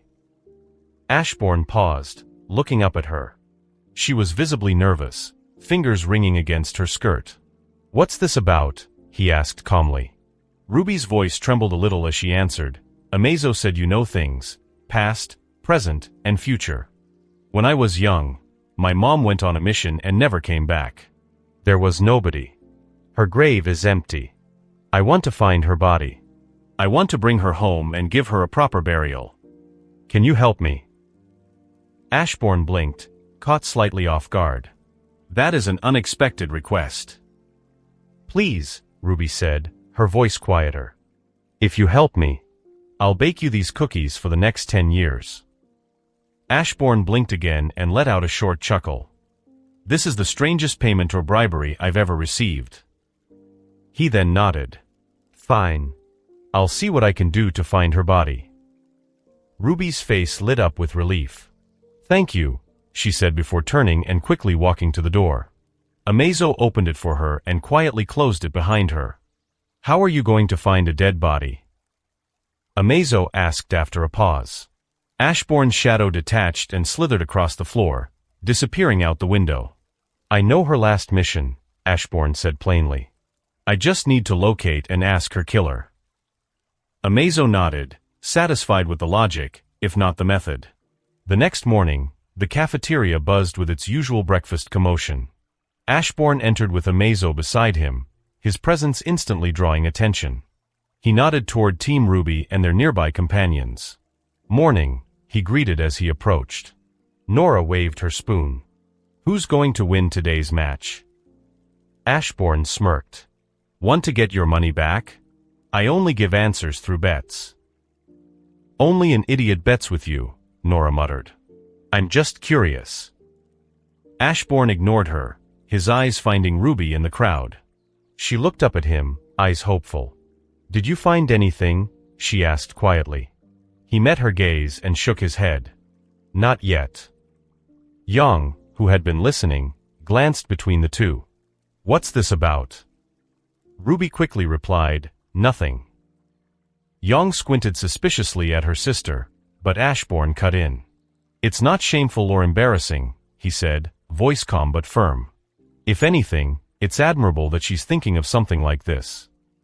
Before Ruby could respond, Yang crossed her arms. Now I really want to know what you're looking for. Ashbourne's eyes glowed faintly, and he looked off into the distance, a strange stillness settling over him. The group went silent, watching as he slowly stood up. He looked back at Ruby. Just found her. Wait here. And in the blink of an eye, Ashbourne vanished, leaving behind stunned expressions and one girl holding her breath. Ashbourne appeared in a place soaked in despair, an ancient, crumbling dungeon where the air reeked of sorrow and rot. Shadows clung to the walls like silent watchers. Beside him stood several of his shadow knights, their eyes glowing faintly purple. They held chains wrapped tightly around a woman whose presence radiated both power and despair. Salem. Once the proud sorceress who challenged the gods, now the world's most enduring tragedy.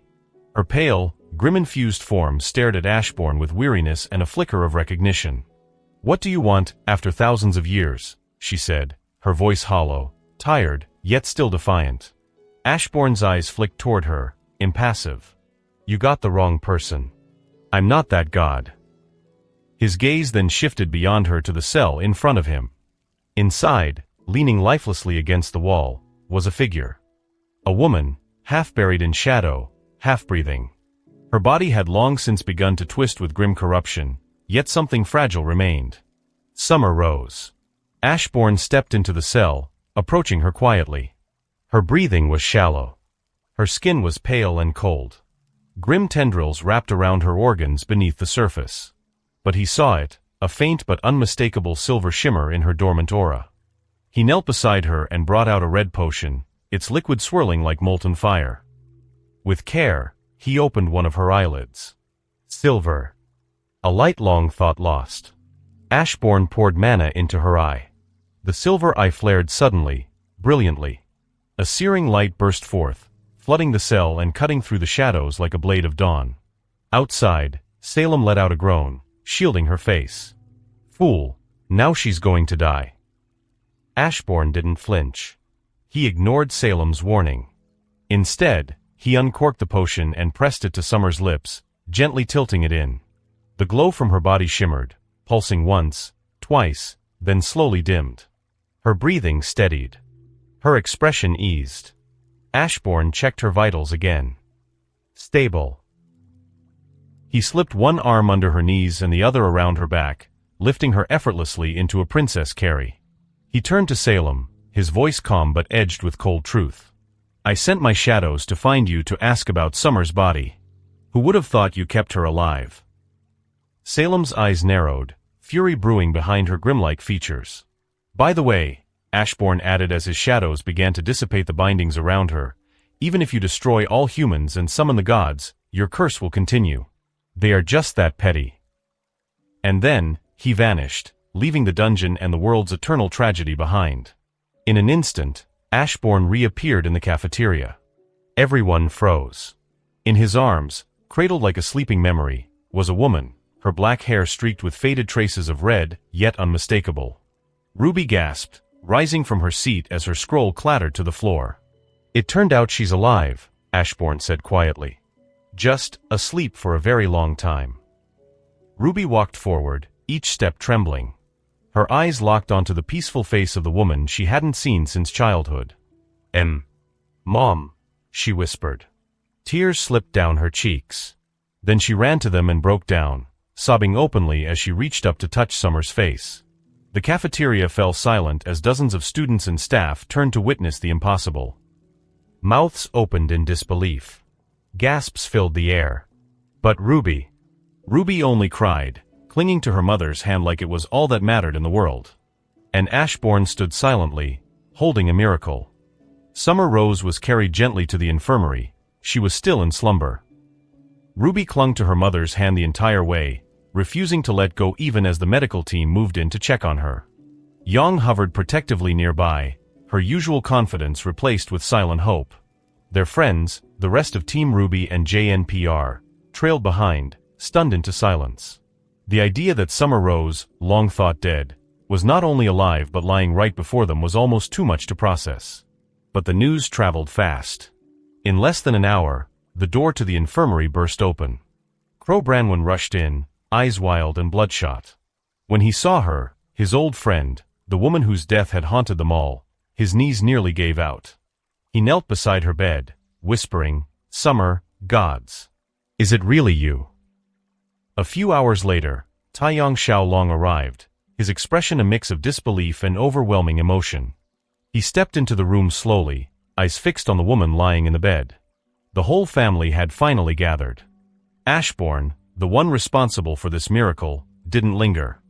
As the rest of them crowded around Summer, he stepped out quietly. "My work here is done," he said simply. "Give them time to adjust." The friends, stunned by his exit, didn't follow the family into the infirmary. Instead, they turned to the one man who might have the answers. "Ashbourne." Nora called, running up behind him. "Where was she?" "What happened to her?" asked Blake, eyes sharp. "How did you even find her?" John added, pushing forward with the same urgency. But Ashbourne didn't even slow his stride. "It doesn't matter," he said curtly, his tone final. "What do you mean it doesn't?" Weiss began, but he raised a hand. "It doesn't matter," he repeated without looking back. And just like that, he disappeared down the corridor, leaving behind a trail of unanswered questions and frustrated friends. Later that afternoon, a soft beeping from the infirmary monitors changed rhythm.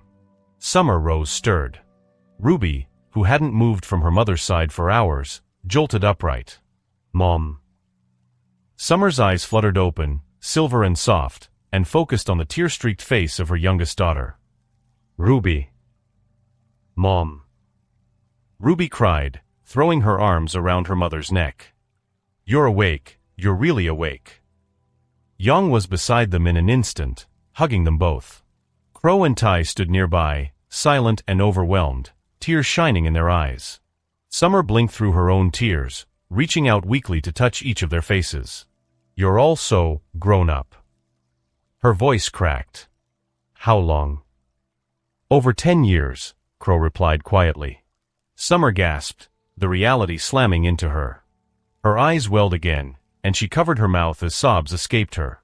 I missed so much of your lives."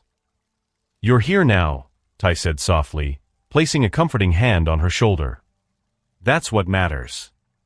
Ruby gripped her mother's hand tighter, as if afraid letting go might make this all vanish. When they asked her what had happened and where she had been all this time, Summer looked confused. I don't remember," she said slowly. "It was like a dream. Or maybe a sleep I couldn't wake up from. I don't know. I was just gone." The silence that followed was heavy, but it was filled with relief, not sorrow. Ruby didn't say anything else. She just laid her head on her mother's chest and closed her eyes, listening to the heartbeat she had long thought silenced. And for the first time in over a decade, the Xiaolong Rose family was whole again. The evening breeze in Vale was crisp, the city lights casting a soft glow over the bustling streets. Seated alone at an outdoor cafe, Ashbourne quietly enjoyed a dish of creamy cheesecake, unbothered by the passing crowd. That peace didn't last long. Amazo approached, a curious look on his face. Without asking, he sat down across from Ashbourne. "I know I will find you somewhere around here, father," he said. "Mind if I ask where you found Summer Rose?" Ashbourne raised a brow. "You too?" Amazo gave a small nod. Ashbourne set his fork down and replied, "The Grim has a queen. Salem. She controls them all. Summer's last mission, she went after Salem directly. But she failed. Salem didn't kill her, she kept her alive and tried turning her into one of them." Amazo's eyes narrowed slightly. "And you found her there and healed her?" Ashbourne nodded slowly. "What about Salem?" "I left her," Ashbourne replied. "That war has nothing to do with us." A brief pause, then Ashbourne added with a knowing look, "Of course, if you become officially paired with Penny, our stance might change. So, are you going to ask her properly?" Amazo blinked, briefly caught off guard. "We haven't known each other that long. Don't humans need time to move from friends to lovers?" Ashbourne rolled his eyes. "You're an android. You learn and adapt 1,000 times faster than humans. Don't hide behind human pacing, and don't overthink it." Amazo tilted his head thoughtfully. "Then, I will wait until after the tournament." Ashbourne gave a single nod. "Fair enough. We've been away for quite some time. After the tournament, we can take Penny with us. Show her our world. If she agrees, of course." "I believe she would like that," Amazo said. The next day brought an unexpected knock at their temporary residence. Amazo opened the door and was greeted by Summer Rose with her daughters Ruby and Young beside her. "Please, come in," Amazo said, stepping aside. Ashbourne stood from the couch as they entered. With a gesture, food and drink emerged from the shadows around him, set neatly on the nearby table. "Welcome." Summer offered a small smile. "My daughters told me everything. About how you cleared Yang's name. About how you brought me back. I wanted to thank you personally. I owe you a great debt." Ashbourne waved her off. "Yang was only a victim in a game I was playing," he said. Then, smirking, he added, "As for you, your daughter sold her soul to me for the next 10 years. Summer blinked. "What?" Young looked at Ruby. "Translate." Ruby folded her arms and looked away, cheeks pink. "I told him I'd bake him cookies for 10 years if he found you. There was no soul selling involved." "I'm a notorious slave driver," Ashbourne said with a sly grin. Summer chuckled warmly. "Still, thank you. And I'll add my own cookies to the payment." Ashbourne chuckled. "I'll accept the gracious bonus." Then Young stepped forward, a wicked grin spreading across her face. "How about this? Fight me. One-on-one. No semblances, no tricks. Hand to hand. If I win, you owe me a favor. If you win, you add my services to your list." The room fell quiet at the sudden challenge. Ruby and Amazo blinked. Even Summer looked momentarily stunned. Ashbourne studied Young for a moment, then smirked. "Fine. I'll play along." In the training arena inside Beacon, the audience was sparse. Amazo and Penny sat quietly together, while Team Ruby and Summer watched from the side benches. At the center of the arena stood Ashbourne and Young, facing each other. Young bounced on her heels, her trademark grin wide and fierce. "I'm going to beat you up," she said confidently, cracking her knuckles. Ashbourne gave a small smile in return. "Give it your best." Glinda, who was standing closest to the arena as the referee, eyed Ashbourne with a look screaming, "Are you for real?" before saying, "Begin." The moment the words left her mouth, Young surged forward with explosive speed, her fists flying with all the might and training she could muster. She unleashed a flurry of powerful punches, each aimed at the Mun before her. Ashbourne, with a single hand, blocked every strike effortlessly. He didn't shift an inch, his expression relaxed. "Is that the best you can do?" he asked calmly. Young narrowed her eyes. "Wait and see how I wipe that smile off your face." With a sharp breath, She twisted into a heavy right hook, but Ashbourne caught her fist mid-swing. Without a hint of strain, he flipped her over his shoulder and slammed her into the ground. The arena shook with the impact. He didn't follow up. Instead, he stood there, waiting in silence. Then, something shifted. Ashbourne's eyes twitched slightly as he sensed it. His shadows, the ones he left behind to guard his home, were consuming vast amounts of mana. Too much. That level of draw meant only one thing. His strongest shadows were being overwhelmed.